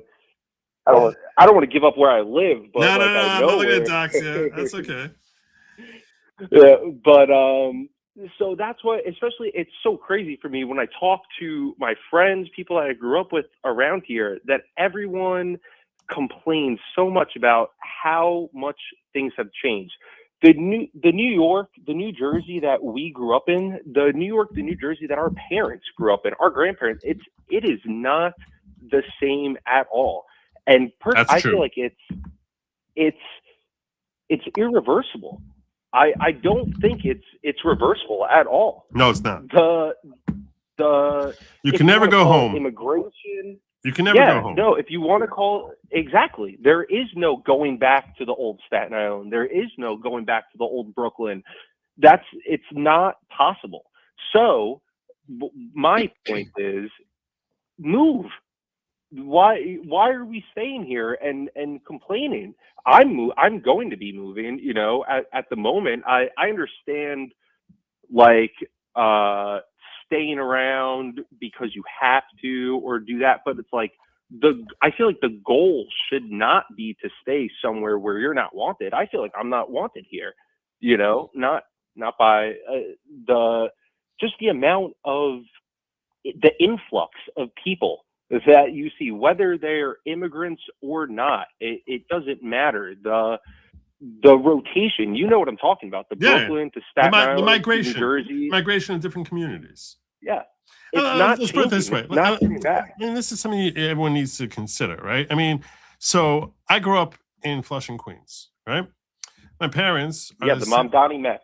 I hate right. them. Well, yeah. So I was a big time Yankee fan, but the demographic in the cloistered neighborhood that I'm living in, which it's not like it's a gated community, anyone could drive through, was basically people who were my parents' age. Well, what happens? That was 50 years ago. So what happens over the ensuing 2 generations? Well, they get older and decide they want to move some to Florida, like whatever. Like the nature of a community invariably is going the way life works is the folks who form a community grow up, and often their kids can't afford to live and buy where they live. That's why I moved to Jersey. I couldn't afford to buy where my father was living. So you basically find a place where you have other people of similar likes, interests, demographic, and you move there and you form a community there. And then your kids are growing up in that community, and then they can't afford to live there. So they find somewhere else. That's just a natural human expansionism that happens. So what you're saying is correct in that sense, that we don't have the same thing that we had where we had generational legacy of passing your property down, and the same people are playing with the folk are growing up playing with the folks that their grandparents grew up, you know, from the same family, you know, the Hatfields and McCoys, but you know, who are friends with each other, the Johnsons and the McClures who grow up next to each other for, you know, generation after generation. Only instead of being 2 families, it being 30 families. That doesn't happen anymore. So in that sense, you know, you are correct that, you know, Well, at least People not move. here in the tri-state area. You know, maybe in other parts of the country. I'm not sure, but it's here. At least it's continuously grow. The non-stop development here in Central Jersey. I grew up. My family thought that this was the sticks when we moved out to New Jersey. You know, like the backwoods, and now it's just getting completely. You see apartments everywhere. Everything. It's insane, and it's not going backwards. So that's why I'm trying to convince my family, the rest of my family, to follow me out. I'm only staying here because I got accepted to. I'm a little bit older. I'm married and I have 2 kids, but I'm trying to better my life. I got accepted to law school. I'll be starting law school in August. Awesome. And which law school? Once that's done, which law school? Rutgers. Oh wow, Rutgers. That's great. And so once that's done, thank you very much. But once that's done, I don't plan on staying here. I don't plan on practicing law in the tri-state area. Right. I plan on, you know, taking what's going on here and taking advantage of having my family here right now. But then, you know, once it's over, I'm letting everyone know we're getting out of here. Right. We got to get out of here. We got to move. It's not getting any better. You're making fair points. Do you have any response to him, Sin? That your thoughts? Well, I mean, I think I honestly think that y'all's opinion on the situation is purely geographical. No, he's there. He's talking. You can't hear him. I'll tell you what he says in a moment. I think it's purely geographical, and I do believe you're right that the New York that y'all knew growing up, the Giuliani New York or whatever, is no longer coming back. I don't think it's possible without a lot of governmental change. I don't think the people can overturn it. No, in the direction y'all gone in. Right. That change is automatically happening. And I think it does depend really on whether you're in an urban area or a rural area. I think that definitely has an impact. And I also think that my opinion on staying and fighting for what I have and what I grew up with and what I known comes from being a country boy, being a redneck. And he's saying that comes from being a redneck and being a country boy, his position. Yeah, because I have land. My family has a farm to protect. Because I can't hear him. But right. I guess it depends on what rural area you're talking about also, because New Jersey was, you know, where he's I lived. Talking about the rural he's area. talking about where they, you know, these places where they have mansions and they call their estates by certain names, so they pass it on from one generation to the next. I guess, you know, I guess it's got Buford, it's Buford. You know, you know, they pass their legacy estates on. But no, I mean, I think that's true. Like the family farm that we have. I don't know what the deep south, like what I don't know. The deep south. Yeah. You can say, I mean, I'm from Alabama. Everybody knows. They've been continuing it for 150 years. They want to continue it the next 100 years if it lasts that long. How's that working out for everyone? Is that fine? Well, how's that working out for the? Well, they don't have much migration there, so for them it's probably working out fine, right? It's terrible. It's racist down here. Don't come down here. We hate everybody. They have the states in Virginia. No, he's saying in the deep south. How's that working out? He's saying in the deep south it's working.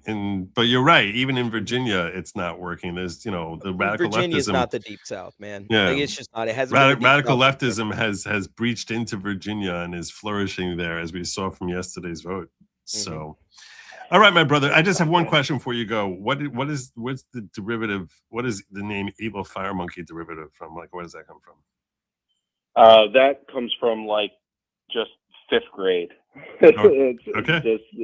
It's email address from 6th grade, 5th grade, whatever. Cool. All right, I'm gonna let you go. Because I want to get back, and I appreciate the call and your commentary, brother. Yeah, thanks for taking my call. All right, have a good night. Take care. I want to, before I reopen the phone lines, I want to get a little bit into this SPLC story.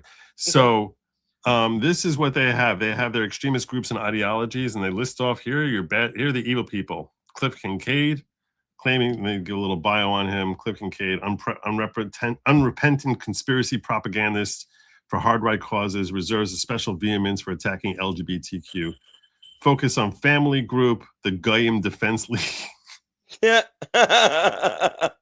white supremacist group that engages in anti-Semitic harassment. I will say this: anyone who uses the word goyim or guy, I know they're about to come out with something Goyim. hot.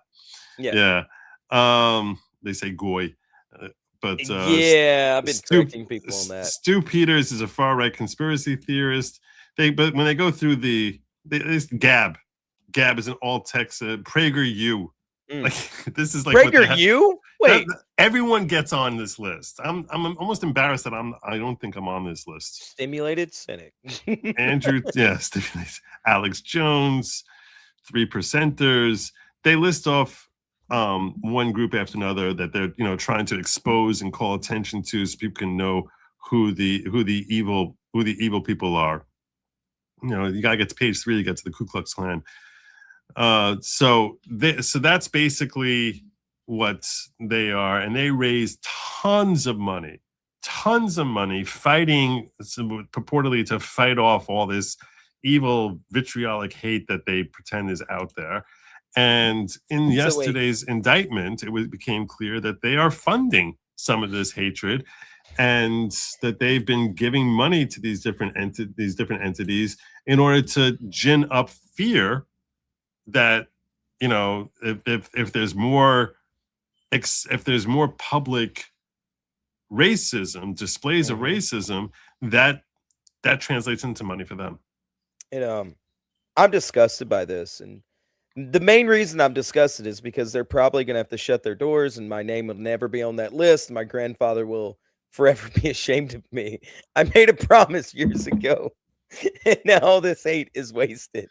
Now it's all wasted. But I want to give you some developments that came down today on this. I want to give you and my audience some developments that came down. And basically what they went after them for is like wire fraud and bank transfers. When I looked at this complaint in a little bit more detail, it's almost a joke, frankly. There's a lot of other charges that should come and may yet come. I want to be clear, but if this is all that comes, this is ridiculous. So basically, if you look through the complaint here, they tell a harrowing story of ridiculous behavior where they're basically saying, give us money, because look at all this terrible hate out there, while they're the ones who are paying for the hate to happen in the first place. And some of the things that they talk about here, and they talk about what the SPLC is. That's a catalyst. They claim to be a catalyst for racial justice in the South and beyond, and working in partnership with communities to dismantle white supremacy when they're the ones who are paying for white supremacy. To carry out this mission, the SPLC rely in part on public and corporate donations.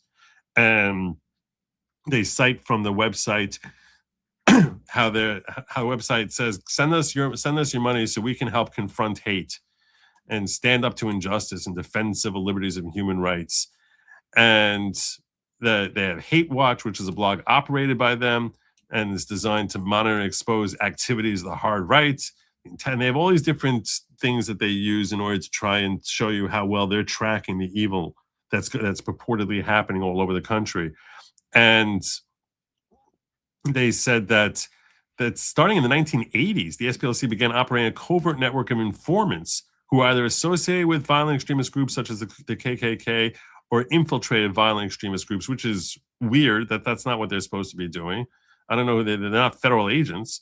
And between at least 2014 and 2023, they call these field sources Fs. So they give them like the name, that's Fs. So you're going to see that they paid all these different Fs in a clandestine manner so that people wouldn't realize that they were funding the KKK. So they set up all these different intricate ways of transferring money in order to deceive their donors about how they were spending their assets. So they said, give us money, because no one's going to donate money to them if they know that the dollar I'm giving them today is going to be given to the head of the KKK. No one's doing that. So they're purposefully trying to deceive their donors, and that's why they have all these clandestine and illicit and shady monetary operations. Let me ask you this, and they talk about how they spend, and they give examples, right? Here are the examples they give. So we should focus there. So they're all different F numbers. They're field unit numbers. F37, who's F37? He's a member of the online leadership group chat that planned the Unite the Right event in Charlottesville. So that event in Charlottesville happened, that you remember the whole thing that with the fine, very fine people. Yeah, on thing? both sides. Mm-hmm. That was from the Unite the Right thing that happened in Charlottesville. Why did that happen? Because they funded that entire event. They funded it, Virginia, and attended the event at the direction of this. So this guy was a member of the Unite the Right group. He attended it because he was paid by them. F-37 made racist postings under the supervision of the SPLC. So the SPLC was telling him what to write and help coordinate transportation to the event for several attendees. They made sure people were there to march. Between 2015 and 2023, the SPLC secretly paid him more than $270,000.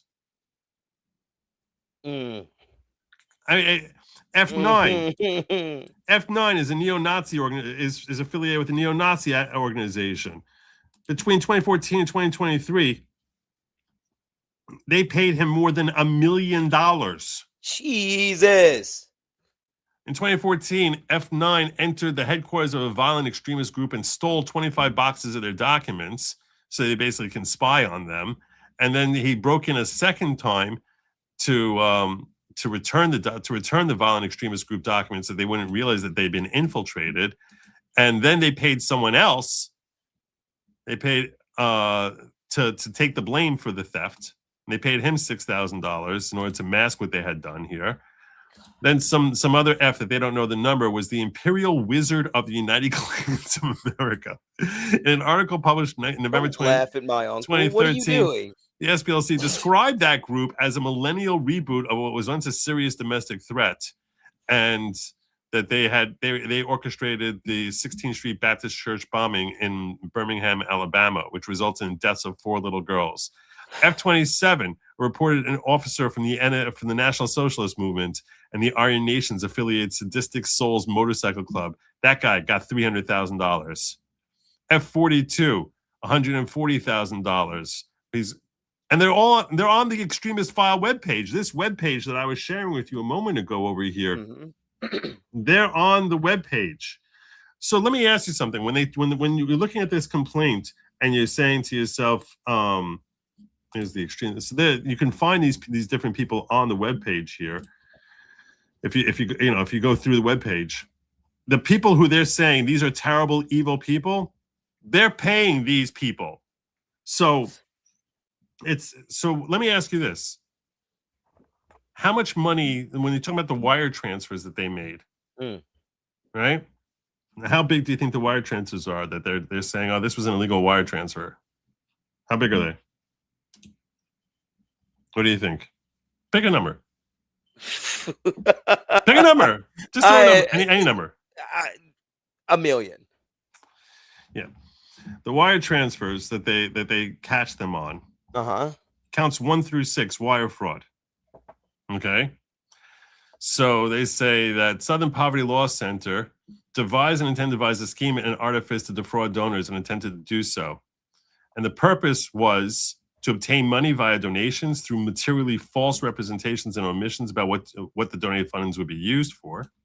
To carry out this scheme and artifice, the SPLC explicitly sought donations under the auspices that donor money would be used to help dismantle. That's what they lied to their audience and told them we're going to help dismantle violent extremist groups. And donors were not told that some of the donated funds were used by the SPLC to pay high-level leaders of violent extremist groups. Of course they weren't. Of course they weren't. I mean, that would be piss poor marketing skills there. Hey, by the way, look, you know all these people that you hate that you want to give us money to fight? We're going to give them money. Here are the wire transfers that they say is a total. Specifically, SPLC caused interstate wire communications between Alabama and other states through the use of the automated clearinghouse, which was used to transmit an ACH batch transfer from Bank 1 to various bank accounts, specifically a total of $13,905. What? You're like, wait, it was millions of dollars that was paid out. Yeah. Why does this boil down to $4,750 here is one count, $1,000 here, $1,200 here, $3,000 here, $2,800. If you're reading this indictment, you're probably very confused. Why would they do this? What the hell is happening? I don't understand this. I don't understand. What are they doing? That's your 6 counts? That's all you got? What's happening? So I can answer that question for you, I think. Okay. I'm going to speculate Because this is, when I first saw this, I was, what the F is happening? What is happening? You're telling me about $3 million in total that was paid out to these different sickos, and you're worrying about $13,000. No, the reason that they went after these, I think, is because these are transfers that happen interstate from the state of Alabama, and this indictment is coming from the state of Alabama. So they're focusing specifically on transfers that happened in Alabama in order to make sure that these charges would stick and not be knocked off. Because they figure if we start dealing with about transfers that are happening between California and New York, or Charlottesville, so that might have nothing. So why is that being litigated in Alabama? They want it to be in Alabama because they felt as if they'll get a jury, which will be favorable to them. So they specifically went after them in Alabama because, look, you're not going to find a more favorable jury to someone who wants to go after the SPLC than you will in Alabama. And that's why these numbers are as low as they are. When I saw this, I was like very confused. I was like, I don't know what the hell's happening here. But then I thought it through and I was like, that's probably what's going on. So those are the first 6 charges here. And yeah, so that's, I want to just sort of break that down for you, but we should talk about the ramifications of this suit, because the ramifications could be significant. They can be very, very significant. Specifically, John Solomon reports. You know who John Solomon is? I've heard the name, vaguely, I would say. Okay. This is John Solomon over here. He's talking to Glenn Beck. Okay. So he's saying that this could theoretically be the beginning of some serious accountability in ways that MAGA has been crying for a long time. And I think he might be right. I mean, at least this one was announced by the DOJ. I mean, you know, it looks like we're going to prosecute here. More investigations on nonprofits coming? Yeah, I think we're about to enter into, we have MAGA, we have MAHA, we have all these great acronyms. I think we're about to enter into a period of MAAA, Make America Accountable Again. I think with Pam Bondi moved aside, the speed at which the Justice Department will move on things that have been working in the system for months is picking up. And so there'll be more nonprofits that were doing things that probably are not allowed under the tax code. If you incorporate yourself to say, we want a tax exemption because we're going to do public good, and you obstruct law enforcement proceedings on the streets of Minnesota or somewhere else, you're probably in danger of having committed fraud. So I would look and see, I'm watching, I think there'll be more indictments in the nonprofit realm. Then we're looking at those who may have given false testimony or obstructed Congress. We know John Brennan was referred for that. James Comey was targeted for that. I think those are on the table right now. So that's good news. Those who may have gone and gotten phone records and pierced the privacy of individuals, they're next in line. So this line keeps moving. And then I think in the summer and fall, we're going to talk a lot more about a case called Operation Round River. It may be the most troubling of the 4. Oh my gosh. Round River. Just remember that name. What? Operation Round River. What the heck is that? Yeah. So it falls between Crossfire Hurricane and then Plasmic Echo and Arctic Frost. Plasmic Echo and Arctic Frost are sort of the things that evolve into Jack Smith's investigations. The classified documents is Plasmic Echo. Arctic Frost is the idea. Years later, we're going to go back and charge President Trump with a conspiracy because he and his people wanted to have alternate electors. Now, it's important in that Arctic Frost, which there was a great hearing on yesterday, 2 times in history before this, presidential candidates did submit alternate electors to Congress. 1960, John Kennedy. 1876, Sam He's being a little long in the mouth. So I'm going to tell you what Operation Round River is that he says we're going to hear about. It's basically it was the operation to help mask the Biden collusion with Hunter Biden, and that all the steps that they took to try and discredit anyone who was showing links between Hunter's taking money from foreign nations and giving that to his father, and that basically he was selling his influence off. So all that talk we had about just how corrupt the Biden family was, that was all masked pursuant to Operation Round River. And that's all hopefully going to be coming to the light relatively soon. And that's part of the exposure that's supposed to be coming down the road. I wanted to cover a couple of chat, a couple of rants that came in that were sitting out there. Yeah. The hand says, easy way for appeals courts to knock out all issues. The plaintiffs were not proper, so no jurisdiction. I think that the plaintiffs, they got a whole bunch of plaintiffs there, so I don't know if they're gonna knock it out so fast. So I don't know if that's gonna work. He actually sent that twice, but I don't think that's gonna necessarily work to knock it out so fast. Resilient says, Joe, you need to punish sin for making me sit for like 7 hours hearing about people who went to a BDSM club in Tampa. Yes. Class of 21. That's true. It happened. Yeah, there was a group of people in the community that I'm in Comicsgate that decided to go to a BDSM club, and then they're like, but it wasn't a BDSM club, and then photos leaked, and it was very, very funny what was found. And VSync is saying, let me give you some free consulting this week or next to solve your audio routing. Your call-in shows is something special, but this business of having to describe guest video to caller is awkward. I agree with you. I would like to be able to set it up in a way that they could actually hear you. We need to play around with that, see what we can figure out. I think that's a good idea. Doug was asking me for the number, please. I am going to reopen the phone lines up soon. I just wanted to get to this SPLC thing, and I don't know how much longer Sin's going to be here. So, because I sort of feel like I've already imposed upon him and taken him over 3 hours. So I just really wanted to get the SPLC thing, and then I'll probably send him on his way and reopen the phone lines for a little bit. So that's why I'm sort of rushing through. But the number's on the bottom. You can see it scrolling. It says call-in number is he right on the bottom of my screen here, right below the green? It says call-in number is 972-454-0703. There you go. That's the number there.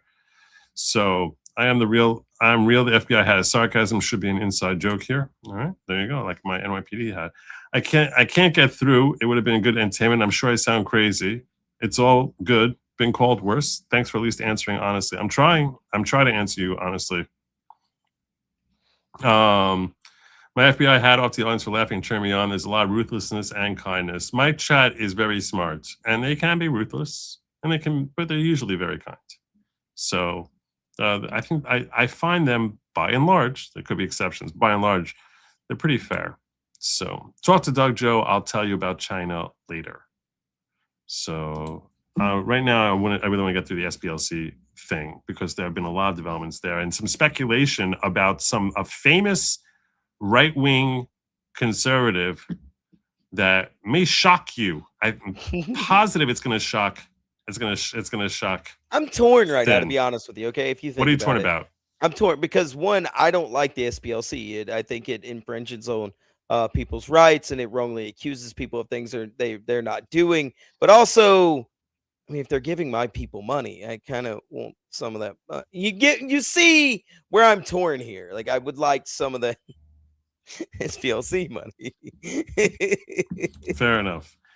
Major SPLC fraud break. The state of Alabama gave the SPLC $375,000 5 days before the Charlottesville attack. I'm in awe. Seems very likely they had controlled assets inside the government. They claim on their website that they take $0 from the government. So I don't know what that means when they say that they got $375,000 from the Alabama Department of Finance. And they say they get no money. The SPLC work is supported primarily through donor contributions. No government funds are received or used for its efforts during its last. So that seems like more false advertisement there. But that's a good job there by Cam Higby finding that out. And Stephen Crowder weighs in about how the SPLC has been trying to silence conservatives for decades. It's available 11 a.m. every day. Bibliography every show. The SPLC is a catalyst for racial justice in the South and beyond, working in partnership with communities to dismantle white supremacy, strengthen intersectional movements, and advance the human rights of all people. And the way they did that is by censoring mainstream right-leaning conservative voices, pressuring big tech, working in tandem, by the way, with the Biden and Obama administration. They referenced the SPLC ad nauseum, destroying lives while paying the leadership of said racial supremacist groups. This is why when we made ourselves cancel-proof, and that's because of your membership, right? Mug Club, it's now Rumble Premium, we saw the writing on the wall. early on. We didn't want to be reliant on sponsors. We knew that YouTube was going to try and pinch that valve. They demonetized us. We saw it coming. But when we were starting our awareness campaign, going back to 2015, we constantly used the SPLC as a reference point because that is who all of the big tech companies would cite. Make no mistake, this is a giant that has fallen. The Southern Poverty Law Center today only serves as a propaganda wing of the left. People need to understand that. In 1986, the entire staff outside of the founder left the SPLC, and most of them said it was because the organization. Look how much younger he looks a decade ago. Was shifting. It's wild. It's unrecognizable. From fighting against death penalty, from fighting for social justice, sort of landmark cases, to simply targeting conservatives and creating their right-wing hate watch. Solo quiero que les veas el rostro. Míralos. A los miembros del SPLC. Han ayudado a miles de víctimas de las palabras de Musk. We do need to band together and understand the size of the enemy that we're facing right now. And the SPLC is a huge one. Okay. All right, so I'm not gonna steal all of his content here, but I think he's correct that basically they've been used by the left and weaponized by the leftist politicians. But that's not really what I wanted to touch on. I mean, that's not what I really wanted to focus on. Although I should share one more clip to support that. Here's Chuck Schumer weighing in about the importance and significance of the SPLC. Kash Patel is a danger to the Democratic Party. If he keeps digging around, I mean, we've been doing all kinds of things, like stealing money, stealing elections, funding the KKK and shit. So anyway, Kash Patel had one beer at a hockey game. So let's get him with that. Just keep talking about it on the fake news all day long until he resigns. Thank you very much, guys. Have a nice day. Oh, and all hail the Democrat Party. Kash. So I told you, they're continually invoking the SPLC. You know, they can't get away from it. But there's speculation about who the SPLC may have helped launch. And here's what Gays for Trump put out. Correct me if I'm wrong, but wasn't it Charlottesville that put Nick Fuentes on the map? Was he being paid by the SPLC?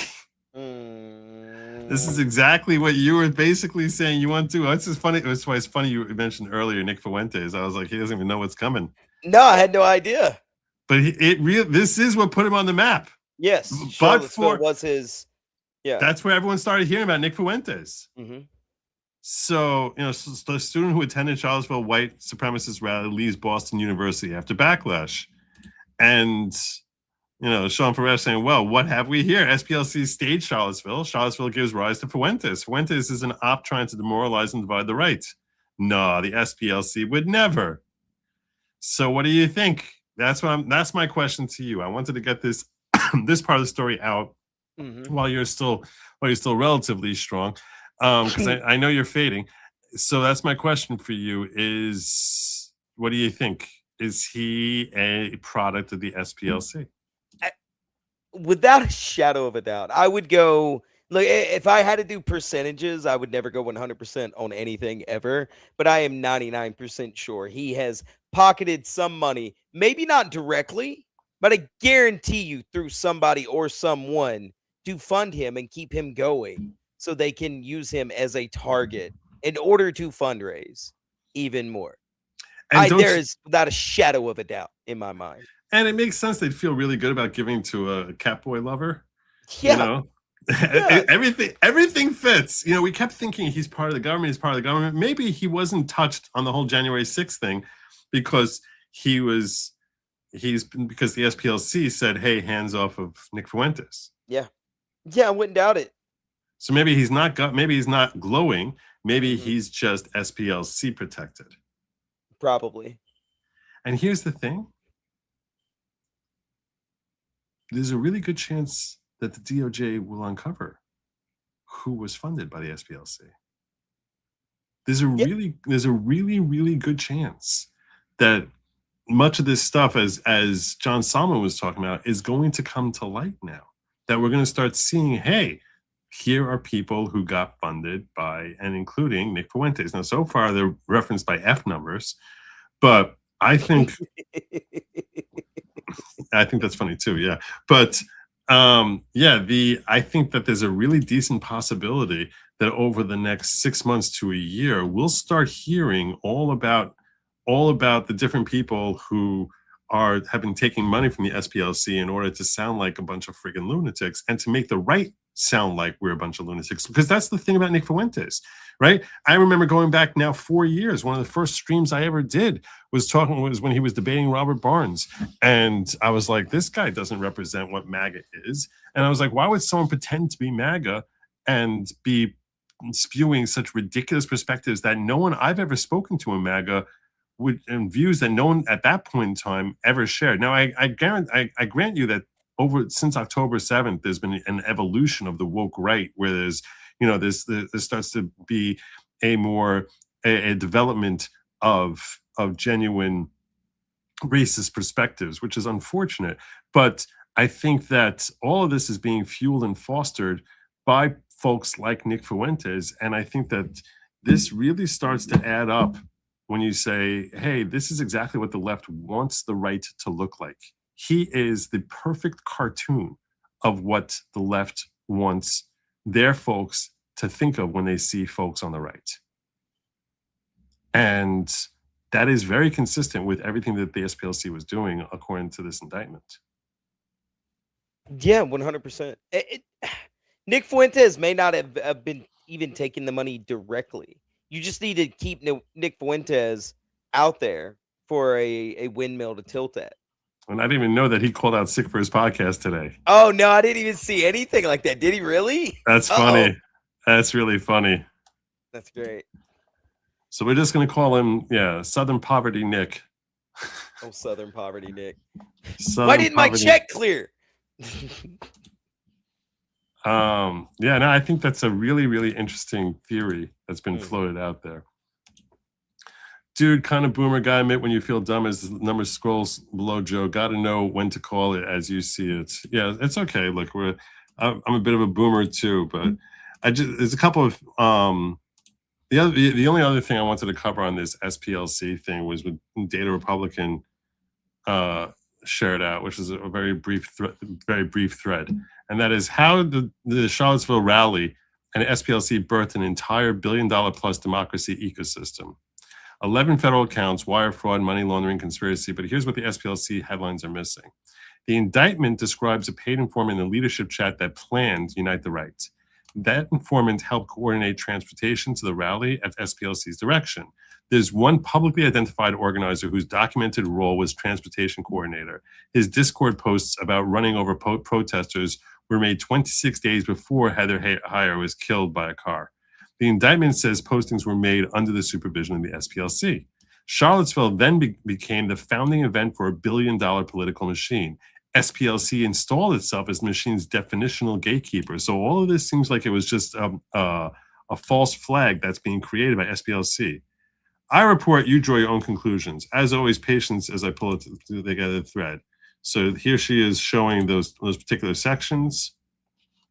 Michael Chesney, aka Discord user Tyrone, the official transportation coordinator for Unite the Right. Neo-Nazi Tyrone exposed as a U.S. Marine. Michael Chesney appears to have posted 1,000 messages in white supremacist chat room that lead up to the deadly Virginia rally. And she says it's not confirmed for fact that Chesney, who appeared to be encouraging running over protesters, was SPLC's informant. But the indictment describes informant F-37 and it matches Chesney. Member of the online leadership chat that planned Unite the Right, attended Charlottesville, made racist postings, helped coordinate transportation for attendees. Now, here's why this matters beyond the fraud charges. Charlottesville became the single most consequential founding event in modern American political infrastructure. Every one of these organizations says, in their own words, that they exist or were transformed because of August 12, 2017. Stand Together says that August 12, 2017 was a tipping point. Koch, Soros, Ford, ADL, and one coalition because of Charlottesville. ADL founded communities overcoming extremism, the After Charlottesville Project, literally named after the event. The point is, this was a massive deal. This is not something that just like, this became the genesis of these fighting hate groups. Listen First Project. The tragic events of Charlottesville, Virginia, compelled Pierce to leave his marketing job and invest full time. First event, Listen First in Charlottesville.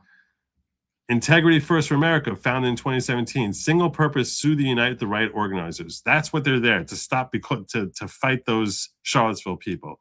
Back to at founding of LinkedIn, Reid Hoffman, wound down, one event, one lawsuit, one entire organization. UVA Democracy Initiative, now Cash's Institute, $12.9 million from 17 donors, direct response to the white supremacist attacks in Charlottesville.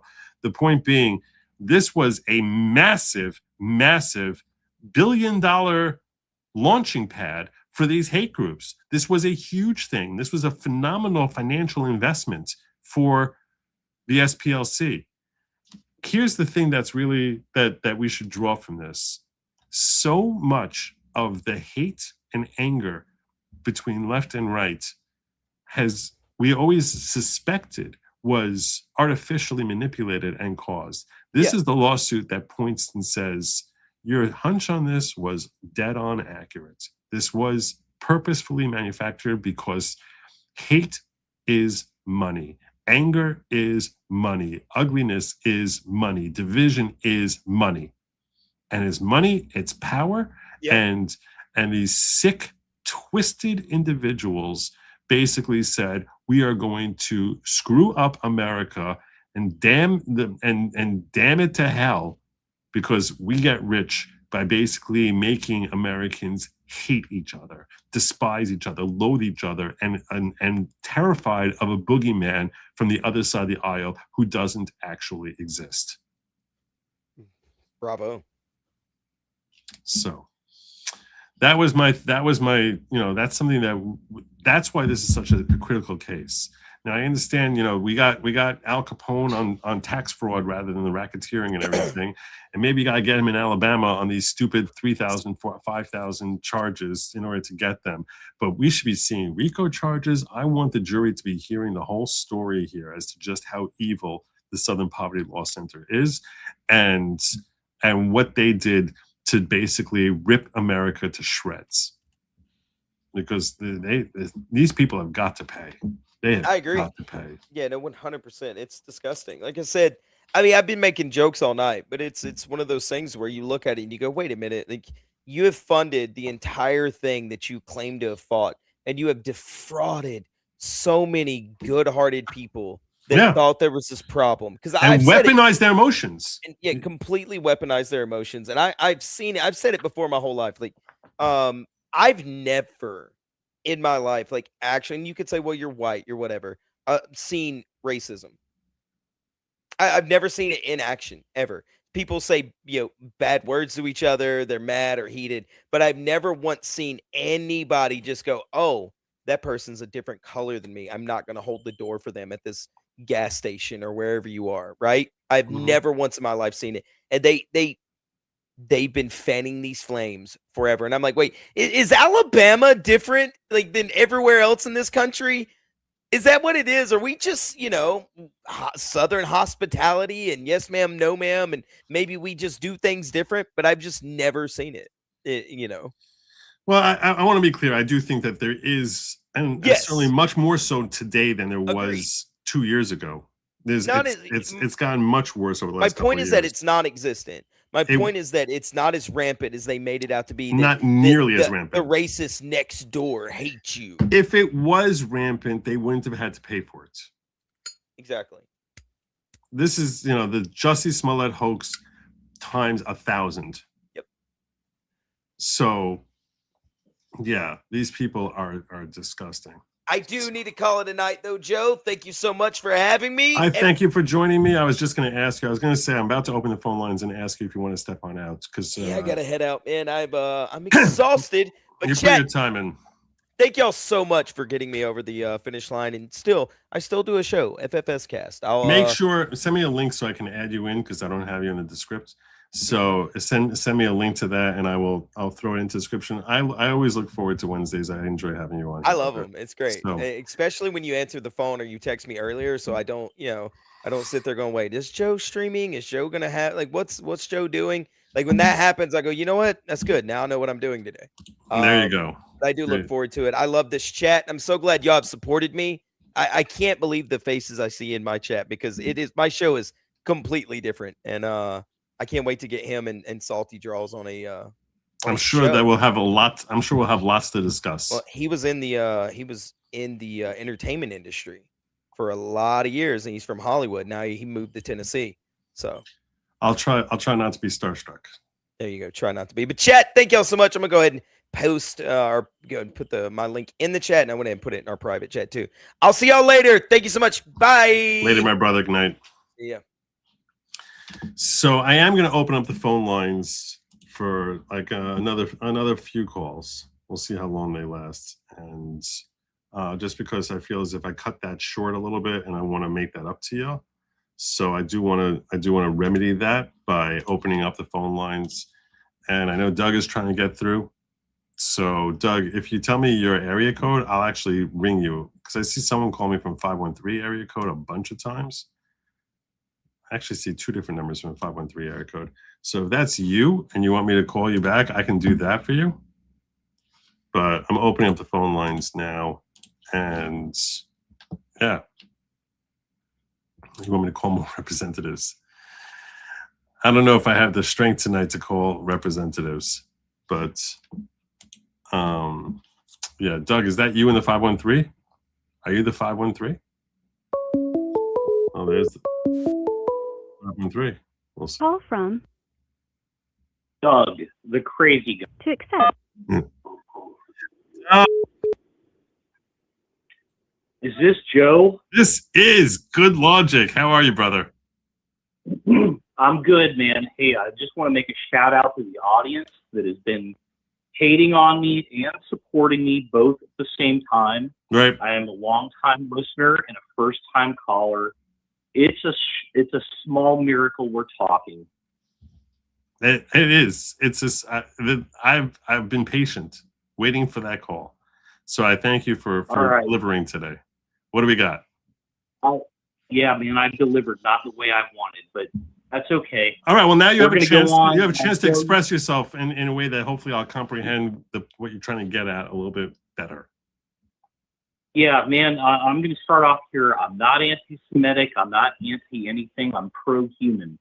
That's the end of the story, basically. Like what you were saying earlier, you were getting to this point of like people are used against each other. You were kind of making this statement about how like these useful idiots get on the SPLC and then they get used for a cause or whatever. Just I know this sounds crazy. You can cut me off whenever you want. It's your show. It's, entertainment value, if nothing else, for your audience. But I want you to consider something. The Mujahideen, they were created by an intel agency. And then we used them to fight Russia. Then they split off. They split off and became ISIS and Taliban, and then we fought them. And then we left them billions of dollars of weapons and high medical systems and all that. Listen, man, I'm a veteran. I served 18 years. I finally had a heart attack, and I just had to like bow out. There was nothing I could do left for the country at that point that was useful. I just had to like let it go. But the point is like, what are we doing? When's the last time we won? It seems like World War II was, but at the same time, after World War II, then that leads to Vietnam, and then we lead there, and that leads to somewhere else where we lose, and everybody just keeps losing all the time, everywhere, all the way up to date. And that's what I'm trying to say to you is like, I don't think we're in the kind of fight where anyone can win. It feels like it is a global standoff where we're all just in some sort of stalemate and everybody loses. And that was what I was trying to get to with all that stuff about whose child is more important. And why don't we just like get on a battlefield and chop each other to pieces and leave our women and children alone? That's always been a man's lot. Why can't we leave each other alone? And it seems like we're being set up. And you can see it with the Democrats. They're being used. Why aren't we being used? So, are we so special that we're not being used? Right. Go ahead, man. I'm sorry. That's a No, lot. that's okay. No, it's okay. A lot of what you're saying, frankly, is the genesis of MAGA. There's sort of an awakening that happened where I'm a child of the 80s. And I assume you're probably around my age range. You tell me you served 18 years. I'm in my mid-50s, okay? I assume you're somewhere. Yeah, we're close.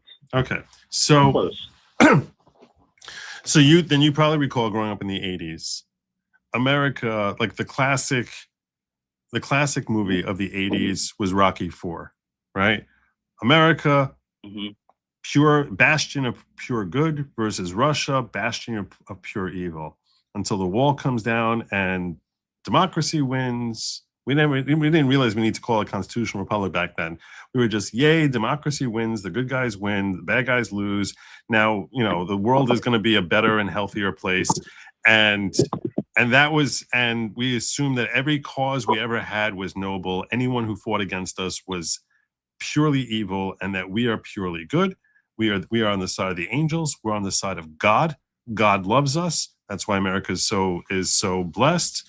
And we're the only ones who are God-fearing. They all are, fighting against us, right. Fighting against God. Or they're communist or something that doesn't suit our moral sensibilities, and it all gets complicated from there. I understand. And I'm giving a long answer here, so if you'll bear with me and sure. So I'm sorry. When you had 9/11, that was rekindled of our righteous indignation of how dare they attack us, how dare they come after us, and we need to visit retribution again amongst these crazy Muslims, and that they are basically out to kill Americans because they hate everything we stand for.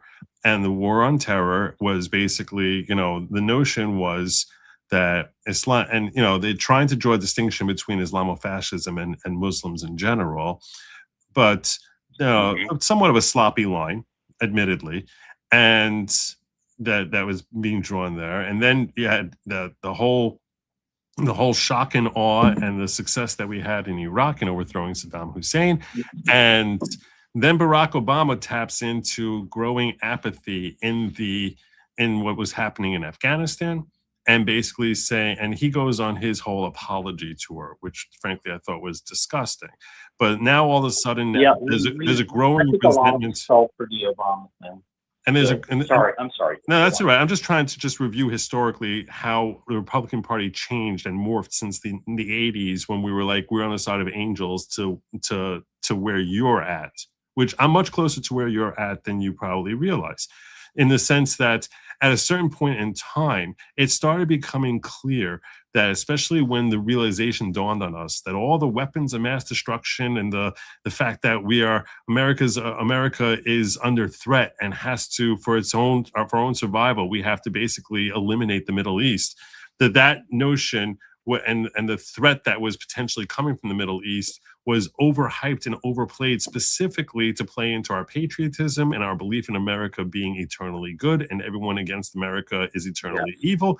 And we recognized that we had been played, and we started to question everything about every war that we've been in since World War II, the Korean War, the Vietnam War, the Gulf War of 1990, the follow-up war with shock and awe. Everything we started to have questions about everything that we were doing, and the distrust of our government grew to fever pitch, where we're like, I don't trust anything. And we started to recognize that the Tea Party, and this happened while the Tea Party basically arose to try and rekindle the vibe of the 80s of, America will have peace through strength and blow everyone away. But basically, then we started hearing about how Obama started basically labeling how anyone who disagreed with him was a racist, anyone who did, and we started recognizing that we started coming to the realization that you're tapping into, that our government is full of crap. And they lie to us, and they basically will cover up for their friends, and there's not really much difference between whether they're wearing a blue tie or a red tie. That whether the Democrat or Republicans, that's not what's happening here. That that all of them basically don't give the slightest crap about America. They're happy to lie to us for their own power and money and their own strength. And Trump identified that and started tapping into that when he was running for office, and that's why he created a surge. He created a surge of populism where people were actually awakened to the fact that our government sucks and that America is not the bastion of good that we always thought it was. And maybe its people are, but our leaders certainly are very, very far from it. And this growing distrust of everything that our government is telling us. And in a certain sense, Trump did take on a near messianic type of role of that he is the outsider who's coming in. He is the voice that we can trust. He is the person that we can bank on. He is the person who's going to change all of that. And there's some frustration that I see that currently is being tapped into. And I'll sidestep, this is first administration, we had financial success. And when people are having financial success, everyone's happy. And then it crashed with COVID.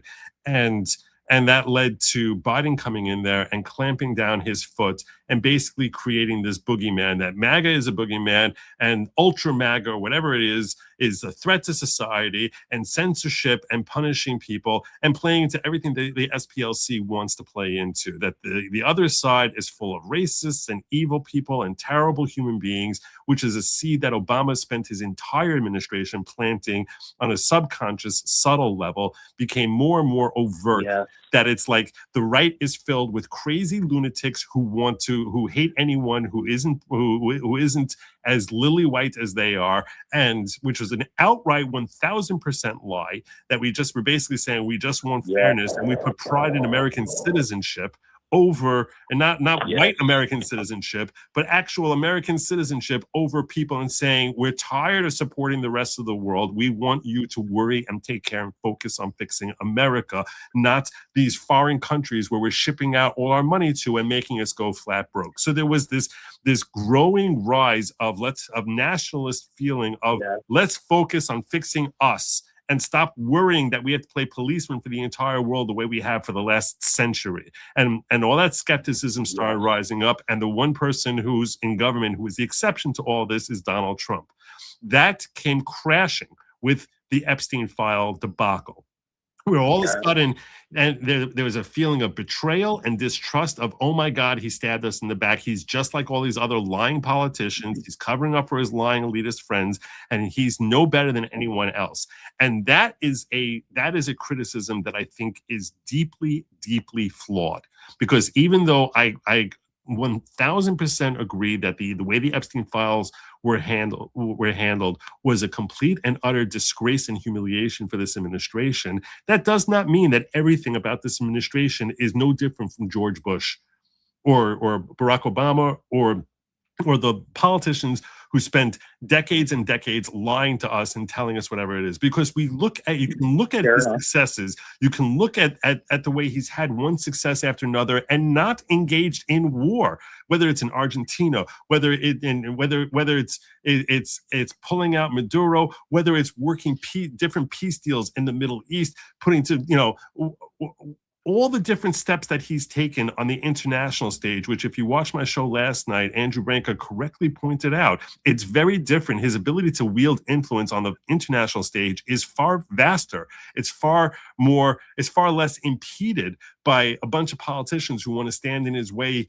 in here domestically. So he's able to have great success, and he has had great success while at the same time doing everything humanly possible to avoid loss of American soldiers and their lives, or putting them at risk. And that has something. Can I interrupt you? I've been going for a while. I'll let you respond in just a moment. So that's why. Okay, go ahead. And that is why, with respect to this particular, I think you're getting towards Iran and what's happening there. I look at all of his successes that he's had on the international stage while showing great respect and concern about exposing American troops and one success after another. And I say, this guy who has been phenomenal on the international stage, if he's saying this is important enough, we need to do this, even though I know I don't like what happened with Epstein, and even though I know our government has lied to us, I'm willing to give him some rope, and that rope doesn't go forever. In fact, that rope is coming quickly to an end, and if he wants more rope, I need more transparency. I almost put a post out on X about this today, that I was like, if you want us to have continued belief in what's in the whole strategy, we need to know what the hell the strategy is to some degree. I know you can't give us details, but give us some sort of time parameters as to like, when are the oil reserves going to be over flooded, that this blockade on the Strait of Hormuz is actually going to start having a serious deleterious effect on Iran. That's, give us something so I can say, oh, by May 1st, I know that the reserves are filled. We're guessing that, but I need you to tell us what the time parameters are here in ways that are a little bit more finite and date certain, so I can say I can hold out hope for you till now, but once we get to that point, if that hasn't happened, I can't really keep supporting this Operation Epic Fury anymore. So that's where I'm at here. Do I support him on this? Yes. Do I know that there's a split in MAGA about that? 100%. I'm well aware that there is a deep divide as to whether or not people want to support Trump for all the reasons I've stated so far. But I'll tell you that where I'm at personally is I do still give him that support, but the rope is going drastically shorter, and the only way that it could really be lengthened at all is if I start getting some sort of feelings that, hey, you're telling us when these different steps are anticipated that should be happening. So at least this way, you want to build hope, my hope, then tell me what I'm hoping for, not just blindly trust, because, stop the curve and all these other things where you ask us to just blindly trust. I can't afford to extend that grace to anyone. And with that, I'll let you respond and give me your thoughts. Agreed. First of all, Joe, I'd like to say that the Doug call is paid off. I think your audience has earned their weight, even if they're in the comments and saying this is crazy, this guy's crazy. But I got a good rant out of you based on that. That was quite a speech, and I got to say I agree with you. I don't know what to think of Trump, because some of the time he does things that are completely in line with what I voted for. I voted for Trump. I'm not willing to dispose of my vote, one, because I voted for him and I'm committed to it. You want to see your vote win. You don't want to see your vote lose. Nobody wants to see us dissolve into disaster and chaos. This is a long-running country. We value civilization. We're not willing to just throw it away. And I'm going to say this, man. We wear the same hat size, if you get my drift. We're not on a different team. We both want humanity to win. This is not some game for chumps. But I still have to insist. I feel like we're being treated as chumps. Where's the Soros movement for visibility in the Epstein files? Why is that not coming out? Where are the mobs? Where are they out in the streets? But we don't get that. We only get that for immigrants. We get that for migrants. We get that for gay rights. ICE goes out. All of a sudden, it's a giant chaos storm.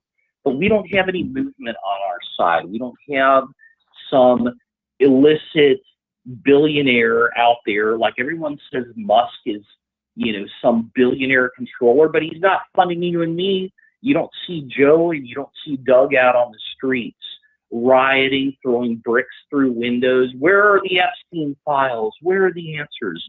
We get none of that, Joe. And I'm just trying to express that to your audience. It's very, very difficult. You have to draw a fine line. You have to walk on a tightrope here to get it across to your audience that we're not on an equal playing field. Go ahead and respond, Joe. You're a good man. You got a lot to say. I don't think you're a stupid person at all. I have no spite against you for being Jewish. I think Jewish has got a bad name for a bad reason. I don't think you just go along with everything Israel says just because you're Jewish. Well, I don't think it works that way.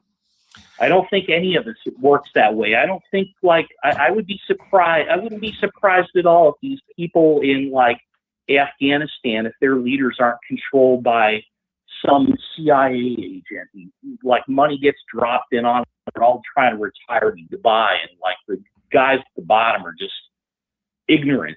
And you got to feel ignorant. I feel ignorant. Doesn't your audience feel ignorant? You respond. So I'll tell you that. Difficult? Is that difficult, Joe? Because it feels difficult to me. I'll tell you that I do think that people. I agree with the post that I just pulled up here. A lot of what Ms. Femnatal wrote here, where she's like, I just wish people would let Trump cook, and can we get the F over the Epstein files? I agree with that. Yeah, the Epstein files. The Epstein files. I have my own personal perspectives as to what happened with the Epstein files, which I've already shared with my audience multiple times, as to like what Epstein actually was and what he was not. And I do wish that the government would have come out with something on that, but I'm not willing, as you said, to throw out my vote. For Sam Biden to get fired. Right, and thankfully she was. Thankfully, eventually she was. I don't expect, and I'm willing to accept. I'm gonna ask you this: if you never get closure on the Jeffrey Epstein story any more than what we currently have, let's just assume that at the end of your days, when you're laying on your deathbed, you have no more closure on the Epstein files than you have today. Does that mean that everything that Trump is doing, no matter what success he has, he can win the war here in Iran and change voting rights and all the success in closing the border and all the different things that he manages to implement? Is none of that worth anything? And to me, I think that's such a limited. I think it's such a limited perspective that it sounds. Joe, I'm going to interrupt you right there. Go for it. Because this is a Doug call, and your audience deserves that I interrupt you like a jackass. That's what your audience wants. Is they want the showmanship. Look, I'm gonna tell you this.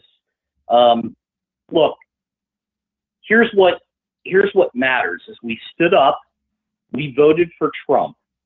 If he doesn't embody everything we ever envisioned, we stood up for a moment and we said, hell no, this is craziness.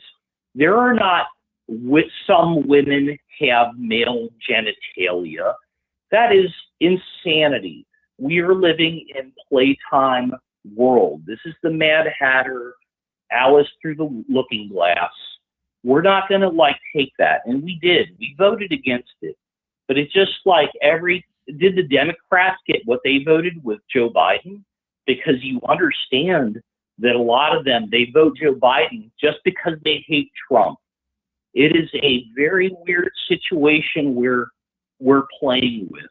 We get into these odd 80-20 issues where 20% of people believe things that are just insane and can't happen. And you understand that some of these Democrats, they think they're still living in the JFK days, and that nothing's changed, and that if they vote Democrat, they're voting for a Kennedy. But it's not that way. And you and I can get into the subtleties, and we could. I'm telling you, Joe, I know right now that Doug and Joe could get into a very long conversation outside of this, but you have a time limit. You've got to keep this show rolling and do whatever Joe does. So, man, I don't really know what to tell you, but we're all trying to do the best. I'm not going to regret my vote. It's not turning out as fast as we want. And I know we could say, well, not everything's like that. I really do. I think Trump is up against something that even a president should be fearful of. Because I think this nation and every single EO he's put out, you can't. Doug, I'm gonna point this out. Okay, on a domestic front, every EO he's put out has been challenged in court the day it comes out, and he's sitting there trying to actually even let it take effect. Every single step he's taken, no matter how obviously necessary it was, or how obviously it was within his power, his unique power as commander in chief. Every single thing he's been challenged and had ridiculous district court judges imposing injunction after injunction in areas that they never should even been looking at the case. You're right. Okay, so he's got a Congress which can see a measure that is popular with 83% of the population across the board, Democrat and Republican, and still can't get through this stupid freaking Senate. So this is what this guy is dealing with. That is so what I'm saying is, are you ever going to find in your life a president who you're going to love everything that they do? Absolutely not. That will never happen. So that's why I think that my audience is telling you, let him do what he needs to do. Stop complaining. Stop complaining about the handful of things that you're like, I wish this was different. I wish that was different. If until you're able to get enough votes, until you're able to garner 77 million votes to yourself, you're never going to find a president who does everything the way you wanted to.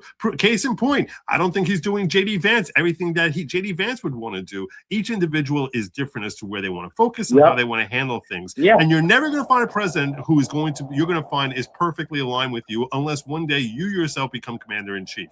So that being the case, all I can say to you is accept the good, recognize how vastly superior this is to any alternative. And when I say any alternative, I don't mean merely Kamala Harris or Joe Biden. I mean any other Republican who might have possibly run and won. Any person, any human in politics who might have possibly run and won. I don't think you can name a single one who you would be happier with the job they're doing. People love to think, oh, if J.D. Vance was president, I would love what he's doing. Poppycock. They would be hating on J.D. Vance for 1,000 other things. So they're living in la la land. All these jackasses. And I want to make this point because I haven't said this on the show ever before. But all these jackasses who are so stupid from the woke right, who are like, oh, maybe somehow we can get J.D. Vance into office, and then everything is going to be rainbows and unicorns, or no rainbows. We'll be banning rainbows, and we'll have golden brick roads, and everyone's going to be wealthy, and DEI is going to be dead, and we'll cut off all our ties to Israel, and everything is just going to be hunky dory. And Epstein files are going to be on full display there that we can all just understand it. If you believe all this, you're a moron. You're a jackass if you try telling this. If you have any kind of intelligence, you try telling this to your audience, you're a fool and a liar, because anyone who has any brains at all would recognize that the same way the left is able to turn every single thing that Trump does and turn it on its head as far as this is why it's evil, this is why he's wrong, this is what that's what the woke right would do with any person who is sitting in the Oval Office right now. And that's why I think that you're an idiot if you think you would be happier with J.D. Vance. And I think J.D. Vance has potential to be a phenomenal president. But there's going to be critics of J.D. Vance if and when he ever gets behind the desk at the Oval Office. And that's why I think that all these fools who are sitting here saying, oh, if only J.D. Vance can win, you're a liar or a moron, or you're just another one of those stupid grifters who wants to play into the hate Trump audience. Really need to call me a moron. I'm not talking about you. I'm not talking about you, Doug. You're taking it personally. I'm not talking about you. I'm talking about the grifters out there who are sitting there saying, "Oh, we got to try find some way to get JD Vance." And it's ridiculous. It's ridiculous. You wouldn't be happy with JD Vance either. Listen, Joe. I misinterpreted your words, and I thought you were calling me a moron. I wasn't calling you a moron. No. I got you. You cleared that up. Fair enough. I agree. We're not calling me a moron. But for a second, I thought you were. At least you could agree. I thought for a second you were going there, and I was like, "What is going on?" No, I'm talking about the grifting woke right. Yeah. You make yourself clear, Joe. You're a well-spoken person. I understood you. I just had to break into your rant and make it clear. We get into this point where it's very difficult, Joe. These people on the left, they think they're doing right. There is nothing more effective than a compromised asset. You find somebody like the SPLC, and probably at the bottom, they think they're doing good. They think they're helping. But in reality, at the top, only a certain small percentage know the entire truth, which is that we're going to manipulate the entire system, and we're going to thereby manipulate the entire narrative. I'm just going to tell people on the right, because you're my people. Joe, you're my people. Now, I mean, a lot of people would like to say, oh, well, Joe has got a small hat size, so he can't be trusted. I don't think it's that way at all. I think what's happened is we've sent bad dealers to the table and other sides have sent bad dealers to the table. And in response, what we've gotten is a bad deal, which is not surprising. I'm just going to say this.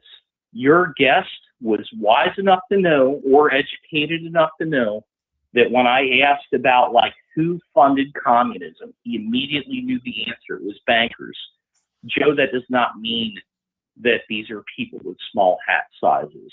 These are bankers. These are people that understand money. And I think they see us all as cattle. And I think the taste of a boot is the same to a gay and a white and a black and a small hat size as it is to anybody else. And I suggest we all beware. I think we're being played for warfare. And on the outside, that's the right's job, to go to war.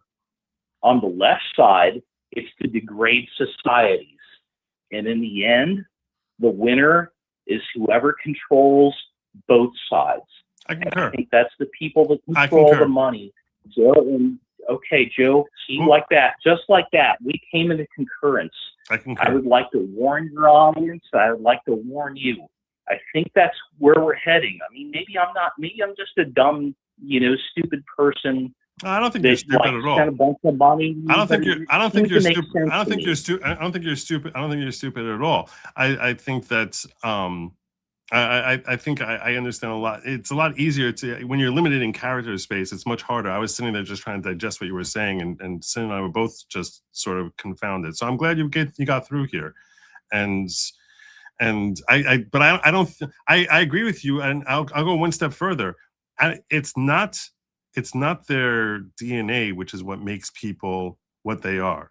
In other words, it's not the fact that they're white, black, Jew, whatever it is. These are people who are smart, have money. Joe, can we say Jew on YouTube? Is that okay? Are we allowed to say on YouTube still? Say what? Are we allowed to say Jew on YouTube still? Is that still allowed? You see, that's nonsense. You can say you've always been allowed to say Jew. I'm joking. I know. What I'm saying is, it's not the fact that they're Jewish or white or black. It's a fact that they have money, power, intelligence, and a capacity and a lack of moral compass. And when you have people, when you have people like that, and amongst them are people who are genetically Jewish, and amongst them are people who are white, and amongst them are people who are black or Asian or Indian or whatever. Yeah. And yes, I understand that people think demographically there's a larger percentage of Jews there. There's also a larger percentage of Jews who are lawyers, who are doctors, and because Jews have basically had success in a myriad of ways, which is one of the reasons that when you tell me, you're a Jew and you don't hold that against me, I look at it as with a mark of great pride and good, and my vast, amazing good fortune that I was born Jewish.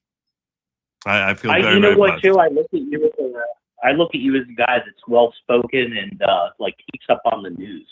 But here's my point: every year, all of our governments go to a super government called the WEF, which none of us elected. The UK didn't elect them. The US didn't elect them. The Canada didn't elect them. I agree with you. People there with turbans and all kinds of things. The World Economic Forum.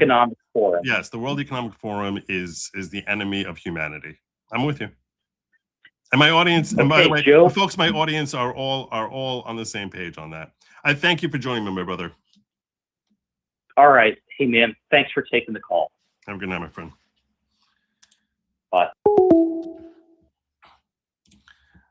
So that was a fun call. Joe, everyone wanted the swamp to be drained, and it starts with draining the globalists. He's taking down these globalists. That's why the Dems are flailing. And the frustration is that people are feeling he's not taking them down enough. The frustration on Epstein specifically is that it seems as if it's something designed to protect the globalists, that's his motivation. And you can't, and that's why he gets so much hate for it. That's another reason he gets so much hate for it, is because it seems like it's a protect the globalist move, which feels like a betrayal. But I agree with you. I think that he is helping to take them down. And frankly, he has an opportunity to remedy that situation. I sorely doubt he ever will. That's one area I've given up hope, but I'm not going to fixate on it because, as users have said earlier, I think that you can't sit here grousing over every element that you don't, every single element you don't like, when there's so many things he's doing that are exceptional. Brian Oldenkamp, my brother, you are amazing. Thank you, my friend. Bringing in 20 new members of the following. The following 20 people were gifted memberships courtesy of our awesome supporter, Brian Oldenkamp. That, and when you hear your name, it'd be most appropriate as a new member of the following, which I'm just going to point out to you that the following is not all a cult. It's not a cult all the time. And there's no spaceships, no tracksuits that are mandatory, no dancing around bonfires, the Viva Tom Tom, while shucking off your clothing, saying, hey, yeah, hey, yeah, hey, yeah, hey. There's no goat sacrifices, squirrel mutilations.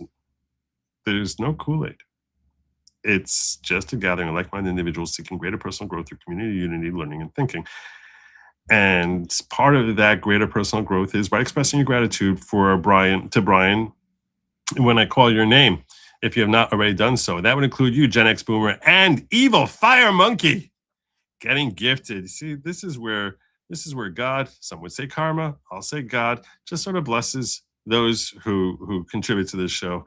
Welcome to the following: Evil Fire Monkey, Mindy Pietras, James Gartner, Petty, DJ LD, Very Bad Habits, David Harding, Claire Gray, Andrew C, Maggie B6262, Isabel, London C, Grimlock, J Hobbs, Samantha Orologio, BCE4AU. I don't know what that is, but welcome to the following: Prince V1BS. Wow, it's gone somewhere now. The Dragon's Treasure. That's a name I haven't seen in a minute. And as well as cosplaying as a dev. Welcome to the following. Please bear in mind, I am not at all, the leader of the following. I am just the host. I'm going to take one more call before I get on out of here, because I can. So I'm opening up that phone line one more time. If it comes in like in the next 60 seconds, if not, I'm going to start landing my plane in advance. I'm just going to remind you all that lab meat was never meant for you. It's meant for they, them. You don't want the lab meat. Don't touch the lab meat. Put the lab meat down. Step away from the table. Don't eat the lab meat. And what else do we have here? We had here also, oh, there you go. Call from Brian. Brian! Which Brian are you? Hey. Which Brian have I got? This is the Brian that you wanted to hear from time to time. Hey. Yeah, now I remember you. All right. You're not Brian. Yeah. You're not Brian Oldenkamp, right? No, you asked me that the first time I called in. No, I'm not that good. Now I remember that part of are you Brian Ogden? No. Okay. No. Okay. Those are the two Brians I see in my chat like nightly, so that's why I would. But okay. No, in chat you'll see me as Silent Rage. Ah, there you go. Okay. How you doing, brother? Yeah. I'm doing well. Since you asked, I've got to brag real quick. May 9th, my daughter graduates college with 3 degrees. Wow. She dropped the 4th one so that she could graduate this spring. Did she graduate with useful degrees? May 9th, she graduates. Congratulations. May 11th, that's amazing. She has an interview with the college that she went to. Oh, cool. Cool. So congratulations to you. You should take great deal of pride in that. See, greater personal growth. So proud of her. That's amazing. I'm so happy for you. And she did it without a student loan. Wow. Wow. How'd you do that? We were sitting down and we noticed a pattern with some of the degrees taking the same classes, and realized that if she used her electives to take the fill-ins for the other degrees, she could get all 3 of them at the same time. Cool. There was actually a 4th one. Wow. All right. Well, congratulations to you. I hope you have only continued nachas, which is a Jewish word for, I guess, pride in your children. So, what's on your mind this fine evening? Well, I was going to call when you wanted us to ask Sam a question. And I had a very important question for him. I think he's still in the chat, so maybe Okay. maybe he's paying attention. Well, when I call you, I walk away from my computer. Okay. So the audio doesn't get me all mixed up. How do people in Alabama celebrate Halloween? I don't know, They Brian. pumpkin. They what? They pumpkin. That's And to answer a question that he inquired about, the racism in the South is a lot less than it is up north. The racism is a lot less in the South than the North. I think that's probably true. I think that's probably true. Only because, and I think that the people don't realize, and I've said this many times, I'm not racist enough to be a Democrat. I think Democrats are deeply, deeply racist, and I think they're disturbingly racist. So, yeah. So I think that a map of the United States helps show that there is much more racism in the North. And it's been my experience because I had a job where I had to go to different places for 2 or 3 months at a time. And every time I went up north, there was a right side of the track and a wrong side of the track. No, that's true. That's true. But I think I always looked at it as being an urban thing. I don't look at it as a north-south thing. I look at it as an urban thing. Like when you're in a city, there's just like the part of town that the rich live, and there's part of town that no one rich would ever live. So, well, one of the places I went to was Kankakee, Illinois. What is that? Who has pride in their KKK name. Really? Mm-hmm. That's funny. Wow. Wow. All right. All right. Yeah. Well, I'll tell you that I definitely agree with your assessment about their. I haven't. It's funny. I think it used to be different. Back when I was a kid, my father used to take us on trips. We go on driving trips in the summer. Both my parents were teachers, and they didn't have money to send me to camp. So instead of taking us to camp, they would take us on like a 2-week trip. Sometimes we go north, sometimes we go south. We would alternate year by year. And my parents were always terrified when they were driving south about the idea of a bunch of anti-Semites basically, beating the snot out of us. And perhaps it was like that in the late 70s, early 80s.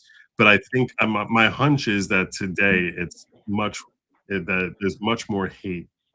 There's much more hate. I can't speak as far as racism against Black people or other minorities, but I sense there's a lot more hate up north than there is down south. I don't know that to be the case, but that's the sense I got. It is growing, but it's because of the Democrats. Basically,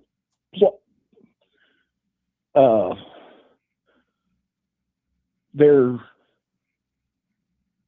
I mean, here's case in point. Case in point, right? Which universities had the strongest marches in support of Hamas, like and basically saying like let's go chase the Jews and yell at them for Israel. It's in Columbia University in New York. It's happening in Harvard, in Boston, and in Yale. It's happening in all these Democrat strongholds, on the coastline and up north. That basically, you don't see it in U of T, right? You don't see the crazy leftists acting out that way in University of Georgia, which is where there's traditionally the racists always were. You don't see it happening there. You see that happening on campuses in the Northeast and on the West Coast. So, well, you and I are about the same age. Okay. Summer of '69 here. Oh, cool. Actually, it was early fall, but summer of '69 sounds better. I grew up in a mixed race neighborhood. Right. We didn't know the difference. Right.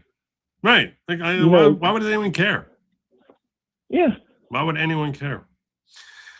All right, my brother. I want to start landing my plane because I'm feeling like a little tired.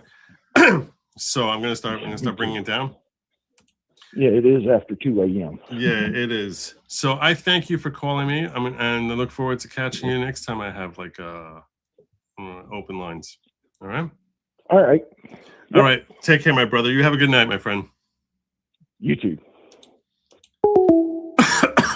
All right.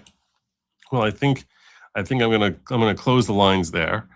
And I'm gonna thank you, Sin, again for coming in here. And I see what you're saying, Kimberly, as far as it being the globalist playground, but people are not thinking about that. They're thinking about the globalists domestically, and they want to see accountability for the Adam Schiffs of the world. They want to see accountability for the Barack Obamas and the John Brennans of the world. And that's a much harder thing to get. But who knows? Who knows? So again, I want to thank Sin for joining me tonight. I had a great time with him as always. And I'll remind you, do not eat the bugs. Don't do it. I will see you all, God willing, tomorrow evening. Hopefully I'll be joined by Jim, and he can tell us the phenomenal story as to how he got his monetization back. And drop a like, share, subscribe, all that other good stuff. Till next time, have a good night. And as always, Godspeed.